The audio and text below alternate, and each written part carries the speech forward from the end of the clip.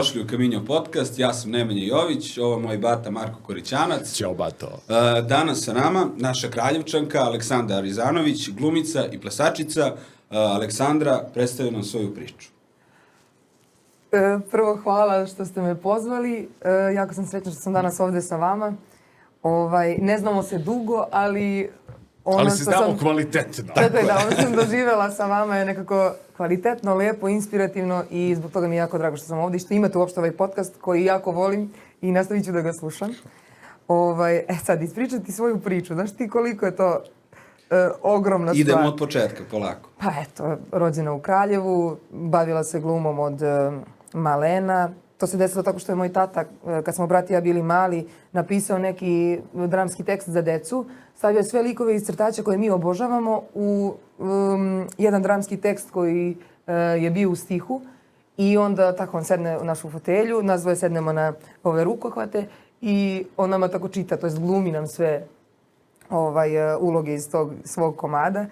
I meni se to mnogo svidelo i on kaže ima audicija u Kraljevačkom pozorištu ako želiš za tu školicu glume scena. I ja kažem hoću i ja uzmem taj tatin tekst i izađem na tu audiciju. To je bilo 2001. 2002. tako nešto. I onda od tad mi je gluma ljubav glavna, ne znam. Od tad mi je to, nekako od tad mi je bilo jasno da ću ja time da se bavim na ovaj ili onaj način. Tako da počela sam zapravo u Kraljevačkom pozorištu. Tamo sam bila maltene do akademije. Upisala akademiju, završila, sad se profesionalno bavim time. Usput sam shvatila da mnogo volim scenski pokret, telesni izraz. Nekako je to produžetak duše, znaš, fizički pokret je krajnja instanca onoga što ja u duši imam. Znaš, neka spona sa Bogom, sa svetom, sa sobom, koja izlazi kroz telo, kroz taj, kako kažem, to vozilo u kom sam ja u ovom životu. Tako da shvatila sam da imam dosta te ljubavi za scenski pokret, za ples. Ples me nekako i iscelio, to jest pomogao mi da se iscelim do kraja. Naprimjer, kada sam bila bolesna, nakon hemioterapije mi je bilo jako muka, naravno, i nisam mogla mnogo toga da uradim, ali mogla sam da plešem. Sve drugo me... Znači, jedina stvar koja te je držala, da kažemo, zdravom je bio ples. Pa, duša moja me je držala zdravom, ali nekako ples je bila jedina stvar koju sam mogla da radim fizički, a da mi nije loše. Jasno. I da te ne umara, znači ne umarate. Tako je, što je jako čudno, jer ja pamtim da nisam mogla da se pomeram neko vreme, jer i muka i bolovi i sve. Sem kad treba da zaplešem. Ali onda ako krenem da plešem, sve može. Sve prolazi. Sad, ajde da se osvrnemo na taj tvoj početak. Ajde. Znači, krenula si, ajde, u 2001. 2002. da se baviš glumom. Kako ide to? Ti si tad imala koliko godina? Pa, 6 godina. Znači, to je taj tvoj baš pravi početak. Kakvi su bili tvoji izazovi i, da kažemo, reakcija tvog okruženja? Išla si u školu, znamo da je osnovna škola izazovna, opet i srednja škola izazovna. Kako si ti balansirala od malena, ajde da kažemo, do kraja srednje škole, pre odlaska na akademiju, taj tvoj odnos sa ljudima van glume i, da kažemo, sa ljudima u pozorištu? Da, pa nekako je to postalo baš neodvojiv deo mene i onda su svi ljudi u mom okruženju prihvatali to. I meni je skoro, to jest na prijemnom, osvestila majka jedne moje drugarice, ona mi je osvestila kao Anči, dobro je da, jako sam srećna što si upisala, jer ti si baš za to, ti si se baš trudila za to. Ja se sjećam da si ti svako veče, igrate se svi u ulici do 15 do 7, u 15 do 7 ti odlaziš u pozorište na probu koja je u 7 i to se znalo, to je uvek tako. Ja sam zaboravila to, ja sam zaboravila da je to bila neka da si imala tu disciplinu, da. To svakodnevno ili svakog drugog dana odlaženje u pozorište na probe. Kod Vilje Konstantinović, to je naša fenomenalna glumica koja je skoro i preminula. Tako da nekako od malena je to bio neodvojiv deo mene i svi su ga prihvatali zajedno sa mnom. I u školi su nastavnici, a kasnije u srednjoj profesori, bili vrlo otvoreni. Puštali su me da izađem ranije sa časova, puštali su me da... Čak u srednjoj školi me razredna pustila da čitam dramu. Znači imala si podršku okoline da juriš svoj san. Da, mislim, meni je razredna rekla, razredna i profesorka, razredna Ceca Tašić i profesorka Vesna Lužnjanin, profesorka srpskog jezika iz ekonomske škole, one su mi na neki način rekle mi moramo da podržimo taj tvoj talenat jer ga mi vidimo. Mi vidimo da ga ti imaš i mi vidimo da je on takav da se neće zaustaviti. Tako da, samo radi svoje i sve. Jel si imala tremu tako mlada? Kad izađeš na scenu ili govoriš tekst? Pa, Kakav ti je bio osjećaj? Jel se sećaš uopšte? Sećam se. Sećam se da je nešto bilo na trgu što smo radili i ja sam se ovako tresla. Bukvalno meni su, to je donji deo tela, mi se ovako tresao.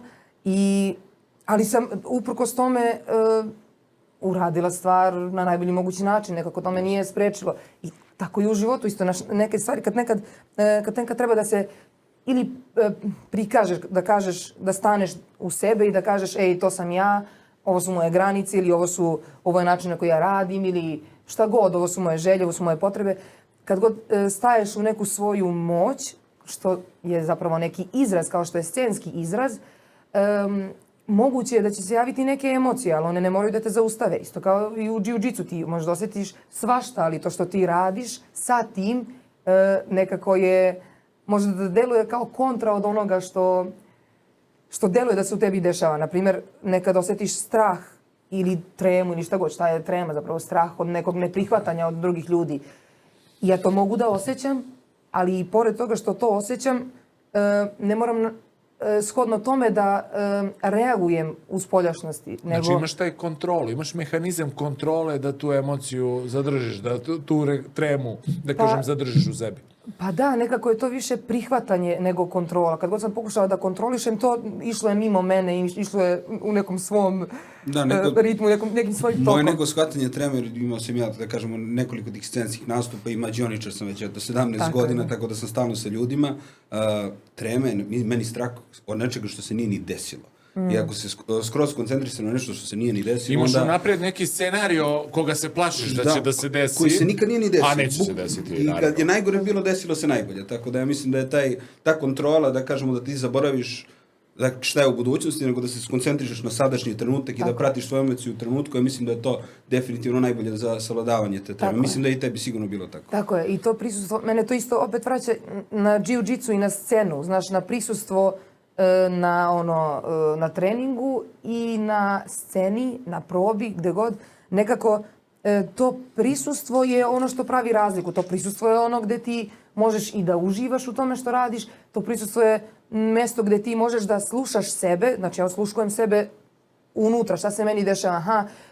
Uplašila sam se, sad će da me slomit će me, ma neće bre, mogu ja to, ide sad neki unutrašnji monolog, idu neke emocije, idu neke misli. I idu neki osjeti fizički, jel tako, jer smo u... Pa interaguješ sa ljudima, znači primaš i ti energiju i informaciju od njih. Tako je. I fizički dodir. Ali to se dešava s jedne strane, s druge strane ti sve vreme zbog prisutnosti možeš da čuješ drugog. Možeš da osjetiš, ne mogu da osjetim tvoju energiju koji si naspram mene. Bilo da smo na sceni, bilo da smo na metu. Bukvalno mogu da osjetim tvoju energiju, mogu da te čujem telesno, mogu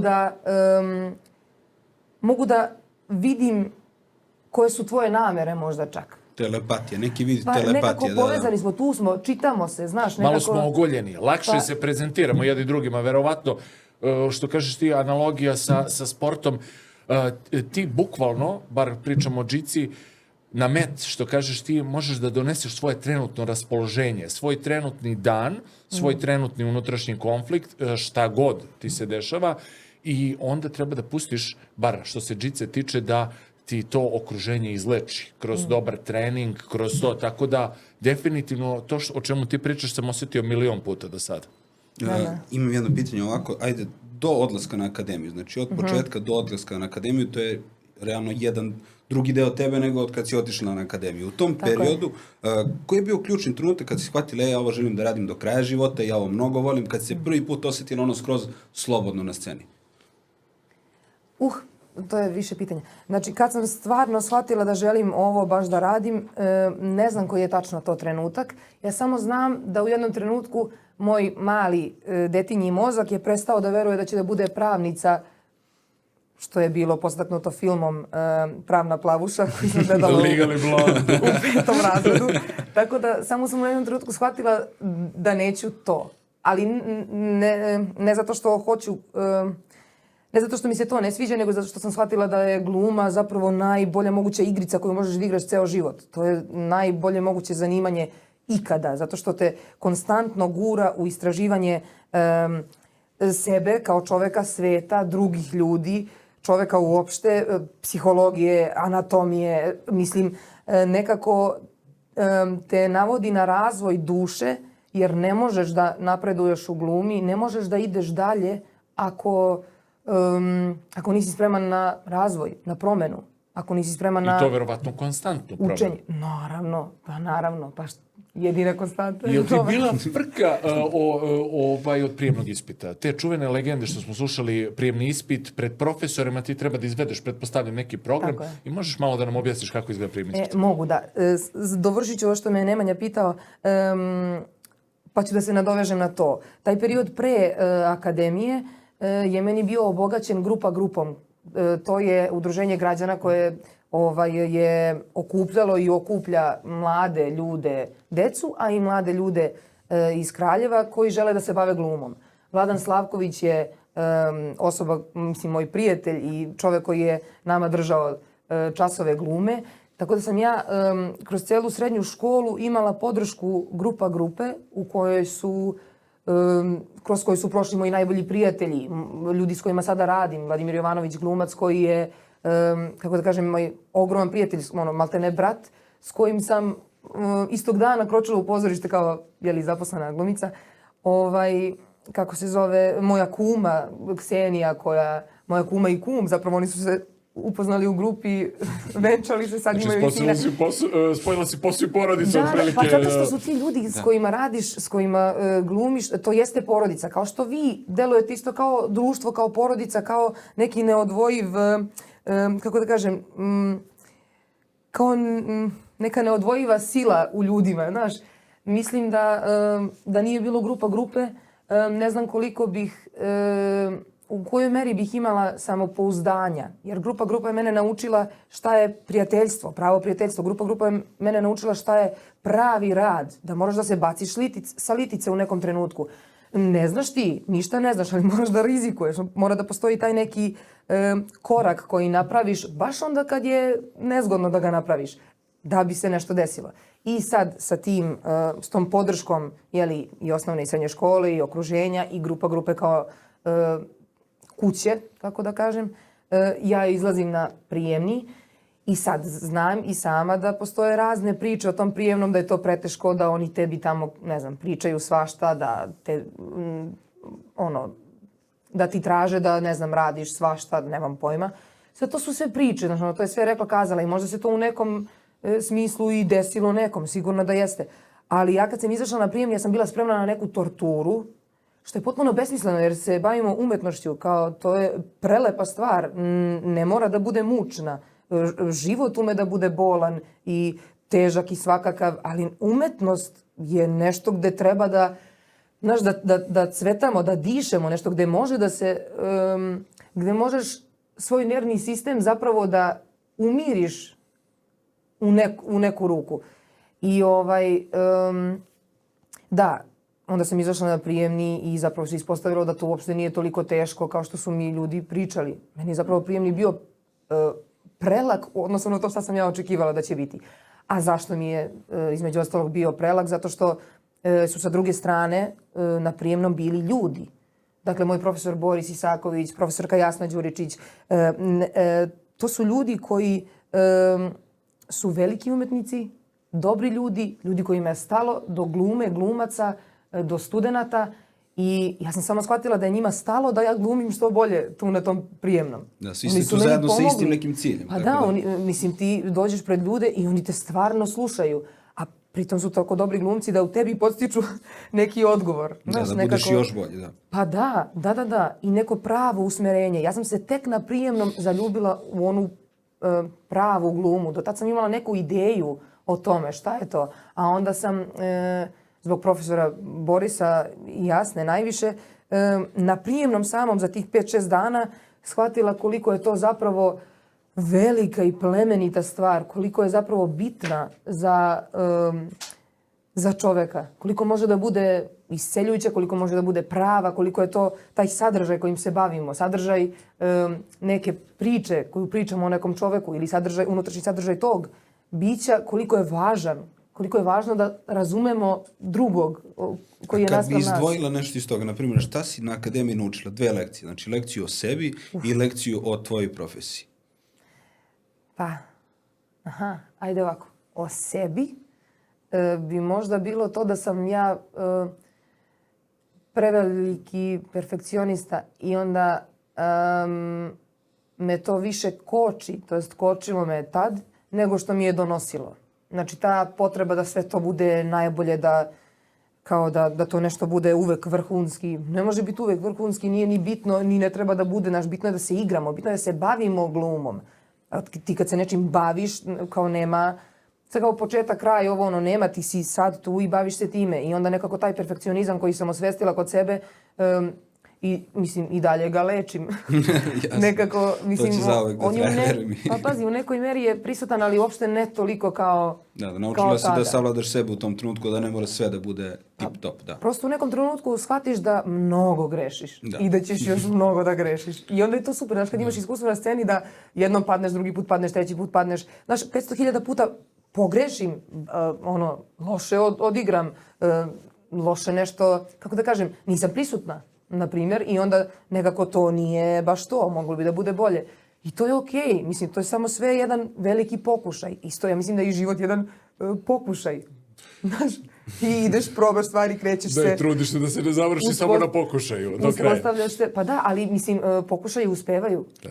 Pokušaji uspevaju, mislim... Ne iz prve, ali uglavnom uspevaju. Može i iz prve, pa mislim, kako je moj život do sad tekao, evo, ovih 29 godina, vrlo su mi uspevali ti pokušaji. Ali nije to ono što je bitno, nego je bitno da iznova pokušavam. Da ne stagniraš. Najlakše je sedeti ovako i kao, a sad ću ja to da uradim, a nikad ne napraviš ni jedan korak ka tome. A zapravo ako napraviš korak, možda može da se desi ovo. Ali sviđa mi se njena analiza cijele priče, a svi znamo da je prijemni ispit eliminaciona stvar. Pošto pretpostavljam da se tamo prijavilo koliko ljudi?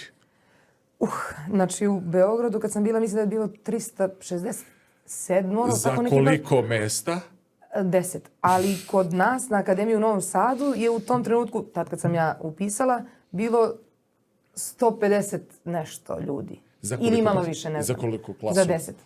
Kako si razmišljala uopšte o tome 150, 10, malo je razlika u ta dva broja i to? Pa pazi, to znaš i to je, mislim, kao svi znamo da se mnogo... startu da si... Pazi, svi znamo da se mnogo ljudi prijavljuje. Znači to da nas ima mnogo na malo mesta, to je fakat i ne vredi razmišljati o tome mnogo. Ali nekako, ja sam te godine kad sam izašla na prijemni, ja sam znala da ću da upišem. Jer ja nisam upisala odmah nakon srednje, ja sam studirala turizam i hotelijerstvo kod nas u Banji i to mi je bila prelepa godina života, kao da mi je neko dao godinu na poklon. Mnogo sam dobro društvo imala i mnogo sam opet imala podršku od profesora i divne profesore sam imala i onda nekako sam stigla i tad da čitam drame, spremam prijemni i sve to nekako išlo u tom smeru. I šta htjela da kažem? Da, i onda kad sam došla te godine na prijemni, ja sam bila već dovoljno zrela da bih upisala to, da bih studirala to, jer ne možeš ti, mislim, godinu dana pre toga da sam upisala, ja ne znam kako bih se snašla, mene bi to možda bi me uništilo, možda bi me mnogo više koštalo nego što je, znaš, nekako u nekom trenutku kad nisi spreman za neke velike korake, bolje je sačekati da sazriš. Naravno, dok čekaš, ne čekaš kod kuće ovako, nego radiš. Radiš na tome da što pre postaneš, da kažem, da. Čekaš radeći. Da, baš tako. Tako da ja sam tad znala da ću ja upisati. I ja sam tad, kako da ti kažem, to je opet ta neka borbenost, taj perfekcionizam, to je nešto što u nekoj meri može da bude dobro u mom životu, ali u nekom gledam da tu stranu nekako, kako da kažem, da joj ivice omekšam. Ja sam znala da ću upisati, ja sam tad upisala kao prva na listi. Mene tad ništa nije moglo da zaustavi od upisivanja. Ja sam bukvalno morala da imam Ti si znala da ćeš da upišeš. Ti si u sebi imala taj osjećaj. To se nije dovodilo u pitanje. Pa da. Upišeš akademiju. Da. I kreću sad, da kažem, izazovi na akademiji. Skroz drugačiji način glume, skroz drugačiji način svega što si dosta znala. Edukacija, jednostavno kreće edukacija. Reci mi ovako, na akademiji, znači rekla ste da si imala fantastične profesore. Kakav si odnos imala sa njima? Znači, kakav si, pošto vas je koliko u grupi bilo sad? 10. 10. Bio individualan pristup sigurno. Kakav je bio tvoj odnos sa tvojim profesorima? Kako ih gledaš danas posle akademije, posle svega? Pa pazi, na primjer, meni je profesor bio Boris Isaković, kao što sam rekla, ali sa nama su kao asistenti radili Miljan Vojnović i Filip Đurić, glumac. I Miljan i Filip su mnogo bili značajni, zato što je to još jedan, znači pored Borisovog, još jedan pogled na glumu, još jedan pristup nama kao glumcima. Mislim da je moj odnos sa njima jako bio dobar, lep, inspirišuć i nekako me navodio da rastem. A ono što je možda još značajnije je moj odnos sa klasom. Nekako kad imaš još 9 ljudi, oni mogu da budu veliko ogledalo za to šta si ti. I onda ti kroz to šta vidiš, naravno hraneći se lepotom njihovih svih talenata i umeća, nekako ti učiš najviše kroz to zapravo. Jer ja kroz odnos sa tobom vidim ko sam ja. A ovdje imaš 9 ogledala, nekako je baš intenzivno, veliko, jako. Znaš, podiže se sve i svašta, svakakve emocije dolaze. Je bilo kompeticije tu ili ste 10 hipertalentovanih ljudi koji guraju jedni druge? Da li si osjetila možda nekada je bilo kompeticije ili uopšte u pripremi i predstavi svega toga? Je li bilo toga?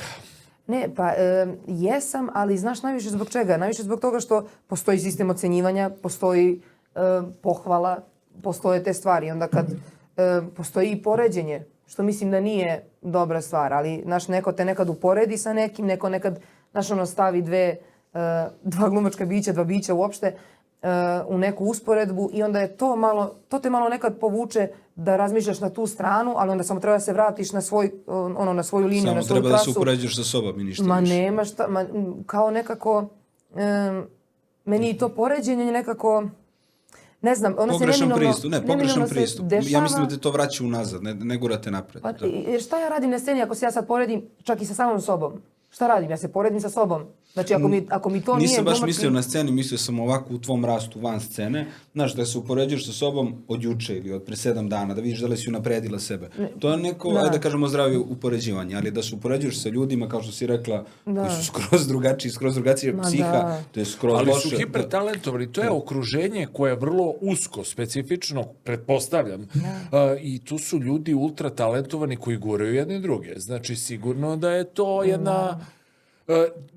okruženje koje traži od tebe svaki put da daš svaki atom snage. Verovatno nemaš dan. Nekad nemaš dan. Nekad si neraspoložena, nekad Tako da pretpostavljam da svaki put moraš da izađeš sa jakim grindom. Znači da odmah budeš namešten na najjače, što bi se rekao. Pa da. I onda, iako nisam, to je okej, jer nekako svi grešimo.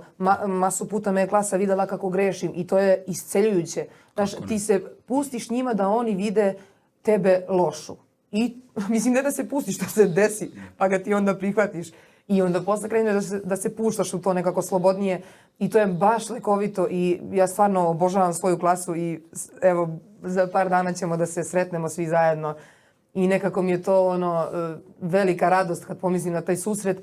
Ja u njima imam stvarno velike prijatelje. Oni me znaju iznutra i spolja nekako baš dobro, jer smo mi 4 godine bili jako upućeni jedni na druge. Tu vidiš stvari koje nisi hteo da vidiš, nisi tražio da vidiš, nego prosto ih vidiš jer si sa osobom sve vreme. I onda nekako meni je oslobađajuće da imam nekog ko me tako dobro poznaje i s kim mogu da pričam o nekim dubinama, baš onako, s kim ne moram da se zadržavam na prividu odnosa. Nego s kim mogu da imam stvarno dubok odnos, pun poštovanja, ljubavi, pun želje da drugi uspe, da mu bude dobro, a to osjećam od ljudi sa svoje klase i jako sam zahvalna na tome. Sad, tokom studiranja, koji su tvoji najveći izazovi, da kažemo, bili na sceni? Znači, tokom studija. Koji su najveći izazovi na sceni kad radiš sa svojom klasom? Pa, Pa da, pa to da me moj perfekcionizam ne spreči u tome da probam. Mislim, nije me sprečio, jer sam sve vreme išla, znaš, kao i une glavom, da probam dalje i to. Ali nekako to mi je najveći bio problem. I ta misao o tome da ja nisam dovoljno dobra i da moram još da radim. I to se na kraju pretvorilo u 2 godine nespavanja.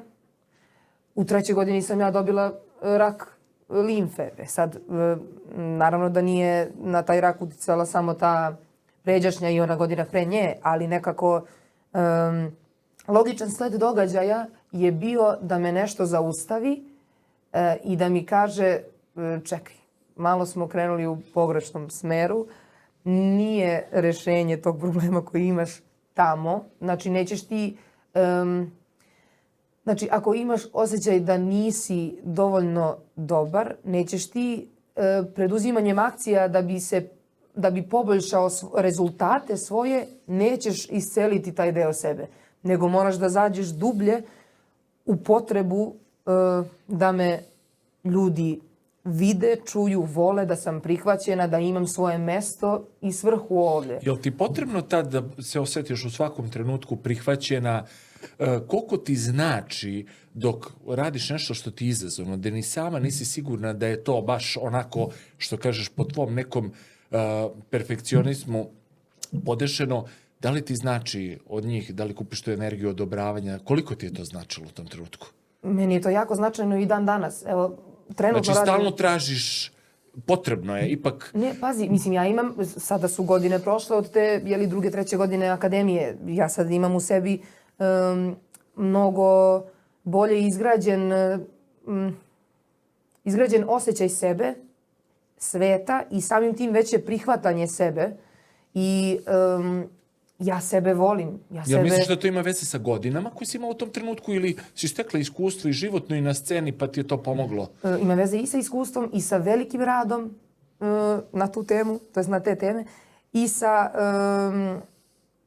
kako da kažem, i sa godinama, naravno, ali to, kad kažem godine, mislim samo, eto, više je vremena prošlo, pa sam imala više vremena da se bavim time šta zapravo to živi u meni, pa mi ne da živim život, totalno oslobođeno. Jasno.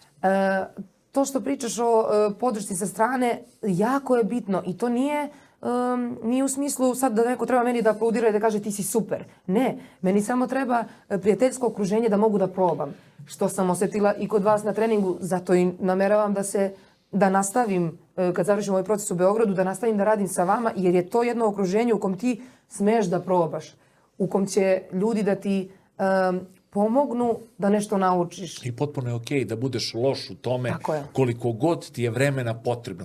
Reci mi, oko Kraljevo, ljudi tvoji iz Kraljeva, kad si otišla na akademiju, ušla si u celu tu priču, kakav je bio vibe kad dođeš kući dok si na akademiji? Šta kažu?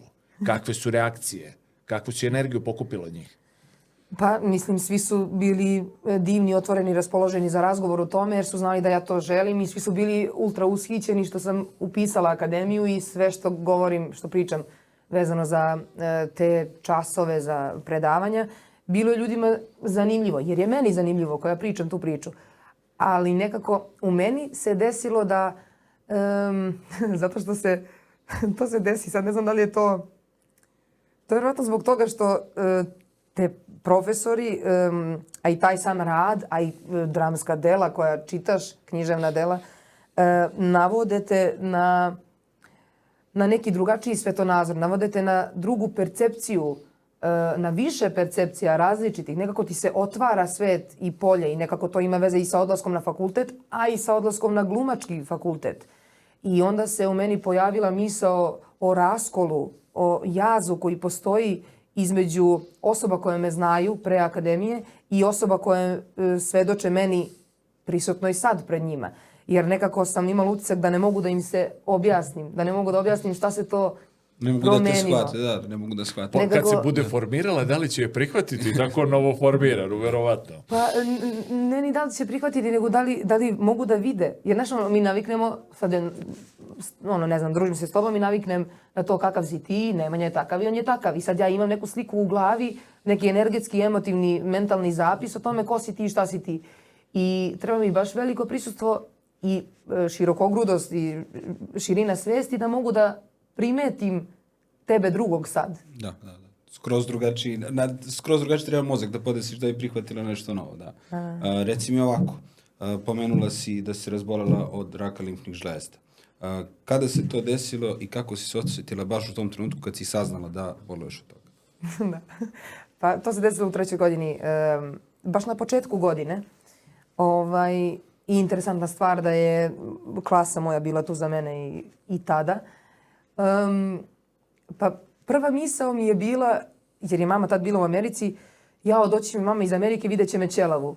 I pašće u nesvesti i bit će joj loše. Znači, prvo ta neka briga za mamu. I onda razgovor sa sobom u glavi, čekaj bre, dobro mama, ali stani, ja imam rak, od toga se beše umire, jel tako? I onda kao, stani da, meni trebalo 3 dana da se ja dozovem, da se ja, kako da kažem, da se raširim dovoljno da mogu da obujmim tu ideju uopšte da ja bolujem od takve bolesti od koje su već ljudi koje volim umirali, bliski ljudi. I onda nekako sam u sred tog posla shvatila da ja imam svoj život, ja imam neki svoj način na koji gledam stvari. I ono što se meni do sada u životu uvek dešavalo, izašlo je na dobro. Bilo je na dobro. Ja sam nekako uvek podržana. Uvek osjećam tu neku božansku ljubav koja mene kroz ovaj život vodi. Ima baš divna rečenica Krležina za barunicu Castelli iz Glembajevih. Kaže da je njoj život takav kao da su je u zlatnoj nosiljci samo preneli preko svih, to jest proneli kroz sve nedaće koje su se dešavale drugim ljudima koji su stajali ispod. To je ta neka slika. I sad, naravno on to kaže iz drugog razloga za nju, ali ja stvarno imam taj doživljaj takve podržanosti i nekako zbog toga sam pomislila, pa dobro, i ovo će izaći na dobro. Čovječe, imam iskustvo, sad imam priliku da imam iskustvo raka i imam priliku da se izlečim. Znaš, nekako je baš inspirativno, kao imam priliku, jer ja mislim da je najbolja stvar u ovom životu to što možemo da prikupljamo iskustva. I ja mislim da kroz ta iskustva mi se razvijamo. Mislim da je to čitava poenta, taj neki razvoj duše, evolucija duše u životu. I onda nekako ja sad imam priliku da imam još jedno iskustvo i da kroz njega doživljavam život, svet, sebe. I zbog toga se naravno bavim glumom, to nekako se primećuje ta paralela, jer i gluma podrazumeva to da ulaziš u različite iskustva, različite priče, različita tela, znaš, nekako je baš je inspirativno istražiti život do najsitnijih detalja, do dubina, nekako je baš, ne znam, potentno je. I onda je meni tako, možda trećeg dana od saznavanja dijagnoze, postalo mi je jasno da to zapravo može da bude baš dobra stvar. I koliko je trajao period, da kažemo, tvog lečenja i duhovnog i fizičkog? I dalje traje. Sad kad pomenu duhovno i fizičko, naravno. Taj ciklus, imala sam 8 ciklusa ABVD hemioterapije. 16 ciklusa i to je trajalo 8 meseci. Ali naravno posle toga je meni trebalo još godinu i nešto dana da se ja... Kako si išla psihički kroz sve te faze? Je li bilo padova? Je li bilo... Pamtim samo jedan pad. Samo jedan, a to je bilo kad se nisam dugo fizički pokrenula. I onda sam počela da slušam Billie Eilish, ne znam zašto. Ona pesma Lovely. I ja se samo sećam tog trenutka u svom životu. To je prvi trenutak da sam ja pomislila, čoveče, možda depresija ovako izgleda iznutra. Jer se baš dugo nisam fizički pokrenula. Znači, energija mi je bila stagnantna. Nekako nisam je, ništa nije proticalo. Ja sam samo ležala u bolovima, spojili su se dani, nekako nije bilo mog realnog prisustva moje svesti u tom periodu. To je kratak period, to nije ništa specijalno. Ali se samo tako je to desio odjednom. I onda sam nekako ništa nije imalo smisla, nisam imala fokus. A šta te pokrenulo baš posle tog perioda? Šta je bilo baš ono što te pokrenulo da... Pazi, mislim, imaš razne kako da kažem, s raznih frontova možeš da napadneš. Ja sam tad samo pomislila, hajde malo da se pokrenem fizički, hajde malo ples. To je jedna, kako kažem, jedna strana, fizička strana svega. Naravno da je u tom trenutku zapravo moj, kako da kažem, taj emotivni kompas unutrašnji bio taj koji me upozorio na to da sam zašla negde gde me više nema nego što me ima. I onda sam se fizički, to je kao da kreneš da se, kao kad doživiš neku jaku reakciju na nešto pa se zalediš. Pa onda kreneš, znaš, malo da se stiskaš, malo da se lupkaš, malo da se Proveravaš da li si još tu, Pa što se da, kaže. malo da se uprisutniš, da se uzemljiš. Ti se time uzemljuješ. Ti, znaš, ono, upireš stopalima u pod, malo se tapneš, malo se pipneš, malo se fizički uspostaviš u svetu da bi mogo da se... Ti se vratiš zapravo u telo. Znaš, jer desi se neka disocijacija i nemate, nisi prisutan u sopstvenom organizmu. I onda se malo vratiš tim fizičkim alatima i onda naravno posle toga sam se... Mislim, nije meni trebalo mnogo da se iz toga podignem. To je to kao psihički je to najniža tačka. Ali ona nije dugo trajala uprkos tome što kad si bolestan, to jest kad sam bila bolesna i kad sam primala terapiju, toliko se, to nije sad kao samo, eto, boli me zato što su mi uvećane žlezde i zato što, ne znam, bole me kosti od terapije ili boli me, lupam, glava, stomak, slezina, nebitno, ili mi je muka ili uopšte nemam energije ili imam temperaturu. Znači, svi ti nagomilani, ajde da kažeš, simptomi, su tu u isto vreme i nisu jedini. Jer sa tim, znaš kao ti kad primaš hemioterapiju, da, ona ubija ćelije raka, ali ona ubija i zdrave ćelije, ona utiče na mnogo toga, znaš, utiče na koncentraciju. Ja u jednom trenutku shvatim da ne mogu da čitam, ne mogu čak ni da gledam nešto na stranom jeziku, ne mogu da stignem da pročitam prevod, što je jako čudno. I onda, znaš, nekako ostaneš bez mnogih svojih moći i sposobnosti. U nekom trenutku ja nisam baru mogla da preskočim. Ja sam po navici krenula da je preskočim i onda niti me jedna noga dobro odbacila, niti me druga dobro sačekala, to jest dočekala i ja sam samo pala posred bare. Znaš, to su neke stvari kao ne navikneš na to da tako postojiš u svetu, ali kad se sve to tako nagomila i ti to prihvatiš, onda u priču dolaze druge snage, druge moći, drugi resursi, unutrašnji najviše, jer fizički su osakaćeni. Unutrašnji resursi koji pomažu da ne samo da se iscelim, nego da dok to isceljenje traje, budem tu. Živim. Ja sam htjela da živim dok imam tu dijagnozu. Znaš, kao da ne prođe samo, ajde samo kao ružan san proći, ja ću da sad da zažmurim i onda će za godinu, dve da prođe sve, ja ću biti zdrava i daj Bože i ja ne mogu ni da mislim o tome, ne mogu više ni da se pitam. Ne. Hoću da budem tu, hoću da budem prisutna. Hoću da osjetim kako mi opadaju dlake sa glave. Hoću da osjetim, znaš, tuširam se i osjećam kako mi od tuša, pazi, snaga tuša nije velika, ali dovoljno da tako je, dovoljno da kosa osobe koja je bila na hemioterapiji krene da klizi lagano niz leđa. Ja želim da osjetim čitav taj put te kose koja pada niz leđa, niz zadnjicu, niz butinu, niz list. Znaš, nekako... Hoćeš da budeš u trenutku, da, hoćeš da osjetiš, jer ti to pomože da budeš bolja u tom trenutku. To su kvaliteti, to mi pomaže da živim, jer to je život, ti iskusiš nešto. Sad mi se mnogo puta plašimo da iskusimo... Da, pogotovo loše iskustva. Niko nije baš voljan za loše iskustva. Svi bi mi ovako da nam bude mnogo lepo, ali ne može da bude stalno. Tako je, i ne treba, nije ni, kako da kažem, nije fora. Što ne boli nije život. Pa nekako... Sve su emocije dobrodošle. Meni je to bila velika lekcija dok sam bila bolesna, jer kao, one su tu pa su tu. Ne mogu ja da kažem sad kao ja neću da osjećam ovo. Ne, brate, ja ga osjećam jer se to desi. Znači, to nešto se desi ili ne znam, nešto pomislim, nebitno.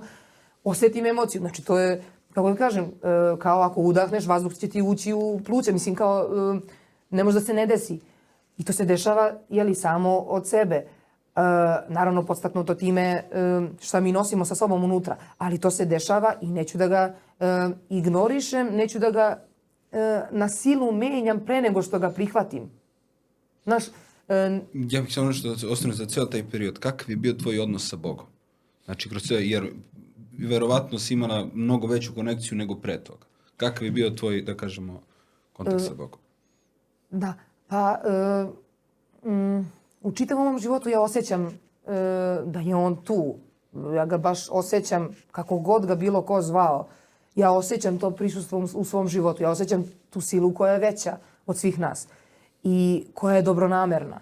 Koja je ono... Čista ljubav, koja te voli. Da. To je čista koja te ljubav. voli, da. Ljubav, milina.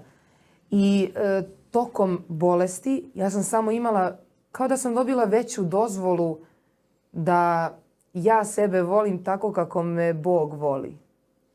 I da ja sebe vidim onako kako Bog mene zapravo vidi. Mislim, mnogo je velika snaga u tome, mnogo je topline, mnogo je ušuškanosti, mnogo je prilike. Baš nekako sam se osjećala kao da ja imam priliku, imam pravo da budem ovdje i da živim sve ovo. I niko mi ništa ne radi zato što me mrzi, nego zato što... Je to jednostavno moralo da se desi. Put koji si moralo da prođeš u tom trenutku. Ja sam na duhovnom nivou pristala na to odavno. Znaš, nekako na nivou duše, meni je bilo jasno, meni uopšte nije bilo iznenađenje što sam ja dobila tu dijagnozu. I to nije bilo zato što sam znala, ja se fizički možda nisam čuvala pa sam se zato razbolela. Ne, nego na nivou duše sam bila spremna. Počevši od toga da sam mesecima pre prvih simptoma ja imala poruke koje su dolazile sa raznih strana, ne da me upozore na to, nego da me spreme za to. Slučajno slušam neki podcast o nečemu levom, o nečemu što mi treba za tu predstavu koju igram u tom trenutku na 2. godini. I ta žena odjednom 5 minuta pred kraj počinje da priča o svojoj borbi sa kancerom. O svom iskustvu zapravo, jer nije bila borba. I ja to tako čujem, zapamtim i prođe. Znaš, mislim, dobro, nije bitno, nije mi to sad tema koja me zanima. Pa ne znam, na radionici glumačko-plesnoj u Španiji tog leta pre nego što ću se razboleti, to je saznati da sam bolesna, igram scenu u kojoj, i snimamo tu scenu, u kojoj jedna devojka koja je sa mnom u sobi, glumica Mekejla, igra moju najbolju drugaricu, a pritom ta Mekejla zapravo jako liči na moju Juliju sa klase, moju, drugaricu. I nas dve kao odlazimo zajedno kod lekara i ta jedna koleginica Chantel igra doktorku. I ta Chantel je skroz plava, ima ovako plavu kratku kosu dotle. Na paž. Da, ima krupne zeleno-plave oči. Tako je sva sitna, dinamitna, baš je onako, baš je živa, prisutna. I ta Chantel igra doktorku koja meni u tom trenutku saopštava da ja imam rak. I mi igramo tu scenu i ništa, ta scena snimljena, sve to postoji, to je super. I ja tek nekoliko meseci nakon, sad prošlo je i lečenje, prošlo je i prvi PET sken, sve se saznalo da sam ja okej i to sve. Nema više ćelija raka u organizmu.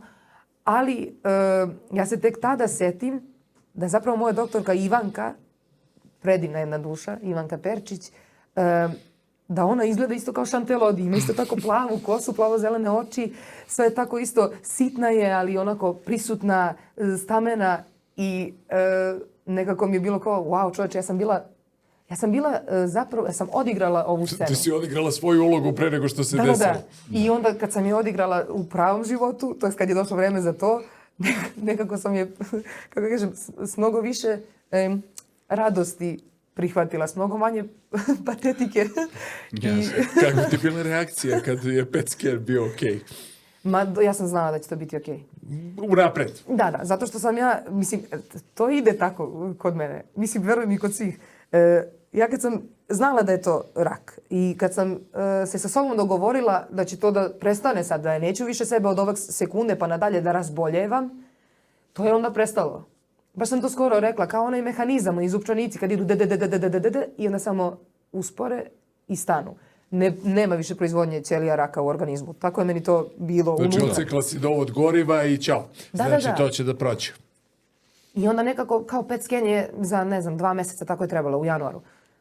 I ja znam da je to dobro, ja znam već da je sve, znaš, kad osjećam u telu, znaš, kad osjećam šta mi je u telu sve, i onda znam da nije kao što je bilo pre 2 mjeseca i znala sam da će biti dobro. I sad cela porodica, jao, šta će biti? Naravno, oni se više plaše jer oni nisu u toj situaciji. Oni nisu u mom telu pa da osjete da je sve u redu. I oni su naravno bili tako uplašeni, ja sam bila sigurna i hvala Bogu, stvarno su bili dobri rezultati i sve je bilo super, tako da. Sad, ti si pravila vjerojatno pauzu na akademiji u tom periodu. Vraćaš se na akademiju posle svega toga. Kakve reakcije okoline, kakvi su tvoji odnosi sad sa njima? Kakve su bile ovacije na tvom povratku? Ne, pa nisu bile ovacije, mi smo sve vreme zapravo bili zajedno, nisam se ja... distancirala toliko. Nismo bili distancirani toliko da bih se ja vraćala negde. Ja sam se vraćala u rad i za njega nisam bila spremna. Jer stvarno nisam bila spremna nekako. To je ta zanimljiva stvar koju moram da pomenem. Svi bi da ti pomognu, ali nekad se desi da ljudi hoće da ti pomognu iz onog što oni misle kako tebi treba da se pomogne. A to pomoć nije. I kad treba mi. Polaze od sebe, u suštini. Pa da. Polaze od sebe. Da. A ti da bi nekom pomogao, ti moraš u njega da Upravo, da. uđeš pažnjom. Sad, s jedne strane, želja da mi se pomogne kad mi pomoć nije trebala, a s druge strane, želja da mi se kaže, pa ajde, ma možeš ti to, šta ti, ma ajde bre, šta ti, jedna scena, ajde, ma bre, ajde da igramo predstavu, nije nikakav problem. A zapravo, meni u tom trenutku to jeste problem, jer ja ne mogu. Meni treba 12 sati sna. Tako je, prosto ja idem na akademiju, ostatak vremena spavam. To je trenutak kad sam ja možda i odlučila da neću da se bavim glumom. Meni je to tako u glavi bilo, ne sad kao neka jasna odluka, ja ovim neću da se bavim, nego samo prosto sam znala da neću da se bavim ovim. Koliko je trajao taj period oporavka dok si bila ona stara? Pa cela 4. godina je to. Cela moja 4. godina je to. I baš radili smo Maksima Gorkog na dnu i ja sam se zaista tako nekako i osjećala. Osvrnuo bih se na Bibliju, na postanje. Znači, prvo poglavlje u postanju, Bog daje kontrolu ljudima nad pticama i nad ribama. Zašto baš nad pticama i nad ribama? To su jedine 2 životinje koje se 2 puta rađaju. Znači, ptice se rađaju, oni izlegu jaje, pa se opet rodi ptica. Također i ribe, da kažemo, mreste se, pa iz toga iz mresta izlaze ribe. Ti si prošla kroz to. Znači, ti si rođena, došla si do te tvoje bolesti, upoznala se sa Bogom još više nego što si ga poznavala do tad i opet si se rodila. Ja mislim da se tako iscerila. I celu tu priču, da kažemo, iz postanja koja je toliko kodirana, znači ljudi ga čitaju, to ne mogu baš da provale uopšte da je to taj koncept, zbog čega je baš to, ali ti si baš objasnila, da kažemo, te Biblije na jedan baš tvoj sopstveni način. Divno je što si to spomenuo, samo bih dodala da ne mora da se desi bolest da bi se čovek ponovo rodio, da bi se uspostavio u ovom životu i da bi uspostavio svoju vezu. Ja mislim da nam Bog na dnevnom nivou daje put ka njemu, samo što smo mi toliko tupeli od svega što nam se plasira oko nas da jednostavno ne osjetimo taj da kažemo, trenutak poziva ka njemu. Ovako, znači sad došla si do kraja 4. godine, ide diplomski. Šta si radila za diplomski i kako je prošlo sve to? Pa Maksima Gorkog, na dnu. To ti je bio diplomski rad? Da, to je nama bio diplomski rad, da. To je bio diplomski rad i to je bilo prošlo, završilo se. Nekako je to sve bilo u duhu tog oporavka od bolesti i onda nakon toga naravno master, tu je već bilo više energije s kojom sam mogla da uđem u sve to i onda posle toga realan život. Sad povratak sa fakulteta. Povratak u realnost, back to reality. Ja to moram se nadovežem, uzela si diplomu, sad si glumica i šta sad? Ništa. Bili smo zapravo kolega i ja na nekom festivalu u Nišu i ta naša predstava Noć Helvera je jako dobro prošla, tamo smo uzeli neke nagrade i tamo su mene videli neki ljudi, kolege, koji su htjeli da rade sa mnom, tako da sam ja nastavila odmah da radim nakon akademije. Nakon ovog mastera sam radila master rad sa svojim drugom sa klase i sjećam se tog perioda kao mi nešto 6 mjeseci radimo, ne privređujemo, zato što radimo projekat za koji mi sami dajemo novac. a ništa Se ne dešava, nema... Da, ništa sa strane ne radimo zato što radimo to. Znači ne radimo za pare negde drugde, nego radimo svoju stvar od svojih para. I onda se u tom trenutku dešava taj festival koreografskih minijatura. To je jedan divan festival Udruženja baletskih umetnika Srbije, na koji sam ja prijavila svoju koreografiju koja se zove O ljubavi. I to je, ti si gledao Vrpcu, to je prvih 8 minuta Vrpca, ona prva koreografija je ta koreografija. I ja sam to prijavila tad na taj festival. To je koreografija koju si ti osmislila, potpuno. Tako je. To je koreografija koja je nastala nakon bolesti i nakon smrti mog oca. Jer čim sam se ja izlečila, moj otac je preminuo i onda je ta koreografija bila vezana za ljubav koju ja doživljavam kroz očevu smrt, kroz bolest, kroz isceljenje, kroz život. Možeš samo na trenutak da se vratiš na to, jer u predstavi baš pričaš i o tome. Kako si podnela to, očevu smrt? Jer to si baš, ne znam, u predstavi je to mene restartovalo skroz. Kako si ti podnela u tom trenutku? Jel prolaziš to ponovo svaki put kad izvedeš tu koreografiju? Ne. Ja ne prolazim ponovo to. Ja ne mogu ponovo proći nešto što sam već u potpunosti doživela. Da je nešto nedovršeno u toj priči, sigurno bih se vraćala na to. Ali njegova smrt je za mene bila potpuno iskustvo i nekako ne košta me da se vraćam u njega. Jedino me raduje da to podelim sa drugima. Jer znam da u njima živi ta tema.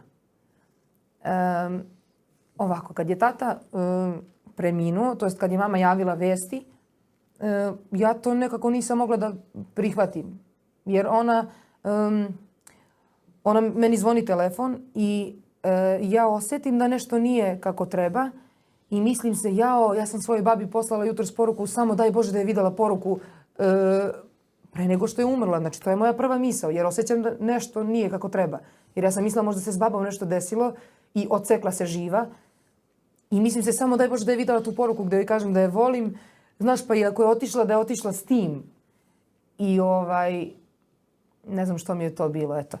I onda mama zove i kaže, ej, pa kao tata je, šta tata? Pa ono najgore. Sad, šta je najgore? Meni u glavi ono saobraćajka neka, pa nešto mu se desilo. Šta je najgore? Pa ono najgore. Pa mama, šta je? Pa, i sad ona ne može da izgovori. Ona bukvalno meni 2 minuta nije mogla da izgovori da je on čovjek preminuo. I šta je? I ja sad već posle nekog trenutka ja krećem da vičem, jel mrtav? Jel mrtav? Samo mi reci jel mrtav? A ona ne može da kaže, a moj tadašnji momak koji je tu pored mene, s kim se ona čula pre toga da bi bio spreman kad meni kaže vesti, da bude tu za mene, on mi ovako klima glavom. Kao, jeste, Anči. I ja ovako njemu, ma beži bre. Ja sam bukvalno njega, katastrofa. Ja sam bukvalno njega odgurnula da mi ne da tu vest. Ne želim da čujem to.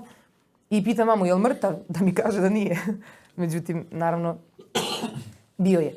I onda se dešava to da moja Julija sa klase i ja, meni samo bilo da dođem do Julije, da joj kažem to, jer moj otac je mnogo voleo Juliju, nekako, on je meni pisao te poruke stalno koje su komične i onda tako nekad napiše nešto za Julu, a pošto Jula je iz Niša, on na njenom dijalektu napiše to i onda mi to čitamo i smijemo se.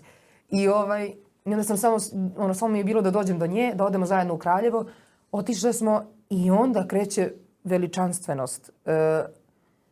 Ja ulazim u tu našu tatinu kuću i sad naravno tuga i sve to tu prisutno, ali opet još jedno iskustvo koje je velikog kvaliteta, koje nosi mnogo darova u sebi. Ja se svega sećam jako dobro. Ja se sjećam, sad možda ovo neko može da zvuči morbidno, ali ja se sjećam tog kovčega u kom tata leži. Ja se sjećam te žute tkanine na kojoj on leži. Sjećam se njegovog čela koje sam mazila. Sjećam se njegove kose koje je i dalje mirisala. Znaš, ja sam prišla da pomirišem tu kosu jer ta kosa miriše kao da je i dalje živ. Miriše na njega, na tatu. I onda nekako, znaš, bilo mi je samo bitno tako da ga pomazim, a ovako osvestila sam da kad stavim ruku na njegove grudi i kad prislonim glavu na njegovo rame, kad ja dišem, deluje kao da on diše. Jasno, jer da. pomeranje mog tela pomera njegovo. I naravno, tu je milion detalja. Glembajevi koje sam radila u prvoj godini, u Glembajevima, kad Ignjat Glembaj umre, on ima onu To se maramu povezanu. vezuje, nažalost, da pokojniku ne spadne vilica, Tako da je. ne dođe, da Tako je. ne bude otvorenih usta dok je otvoren kovčeg, da tako kažem. Tako je. I sad, ja znam tu scenu, i ta scena je, kako da kažem, ona za mene ima neku vrednost. Dovoljnu da kad vidim tatu sa tim povezanim, ja primetim, uočim sinkronicitet između te dve stvari, uočim poveznicu, a mene raduje stvaranje poveznica, jer me one vode smislu nekom. I, što sam htjela da kažem, da, osim toga, saznajem da je tata zapravo preminuo u WC-u. Tog jutra kad je krenuo u WC, on se samo srušio, imao je srčani udar. I ima ta neka knjiga o Arizanima. Ivan Ivanović je pisao tu knjigu, to je o Arizanovićima. I ta knjiga počinje rečenicom Aleksandra Arizanovića, rat me je ko vojnika zateko tako reći u klozet. I meni, kad saznajem da tata umro u kupatilu, meni samo rečenica dođe, smrt me je ko vojnika zatekla tako reći u klozet. I onda mi je to bilo tako smešno, bio je to kao da je moj tata napravio šalu na svoj račun i na račun svih nas, jer zna da će to meni biti smešno. I da ćeš povezati sa tim. I da ću povezati. Tako da bilo je mnogo tih detalja, mnogo tih predivnih, meni su to predivna stvarno iskustva, to povezivanje i to nešto, ja sam tako njemu bila zahvalna što sam ja njegova ćerka, što sam 22 godine bila njegova ćerka i što ja sad kao njegova ćerka mogu da imam ovo iskustvo, susret sa smršću bliskog i da niko neće da me skloni od kovčega neko vreme, jer ja sam ćerka, ja smijem da budem tu. Znaš kao, okej je da sam tu, okej je da se oprostim. Okej da budeš tu, da. Tako je, tako da je to iskustvo njegove smrti za mene bilo veličanstveno, ne samo zbog ovoga što sam rekla, već i zbog toga što je u našem odnosu došlo do nekog zaokruženja. Napravio se jedan krug koji nije ga moguće zaustaviti u toj tački gdje se spajaju dve strane, nego je to neka spirala koja vodi daljem nekom razvoju. Naš odnos je i zbog bolesti kroz koju je on prošao sa mnom stigao da se isceli još za života dovoljno da kad on preseli, kad on zaista umre, ode iz ovog fizičkog iskustva, ja mogu da ga pustim. Eto, nekako sam mu zahvalna i što je bio živ i što je preminuo. Podjednako su mi važne obe stvari. Da, ti razumeš tu vezu između fizičkog i duhovnog. Znaš, dosta I ljudi da se ta veže... duhovna konekcija nastavila, vrlo važno. Zato što mi se vezujemo za naš svet koji je vrlo ograničen i koji je kratkoga roka. Ono što nas čeka sve iza je ono što jeste suština i siguran sam da te energije vas vezuju i dalje i vezivat će vas još više i da sve to što ti radiš i što pričaš i što ćeš kroz svoj posao i kroz svoju karijeru i kroz svoj život njemu odjekivati u večnosti jako. Da. Sigurno ćeš poslati jaku poruku u večnost. Vratimo se sad na tvoj put ka, da kažemo, tvom nezavisnom glumačkom iskustvu.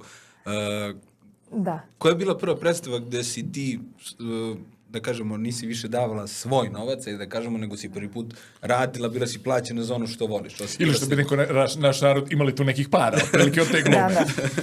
Ima, kako ne. Vraćam se na onu priču o Nižinskom kog smo radili, moj kolega Miloš Lučić i ja, kolega, prijatelj, brat. I pre toga sam ja zarađivala od glume. Dešavalo se. Ali kad smo mi to radili i kad je nastupila opet neki drugi, treći, peti krug korone i ja sam dobila koronu, mama također, brat također i ja sam se onda vratila za Kraljevo da budem tu u stanu moje drugarice iz Kraljeva, da nikog drugog ne zarazim.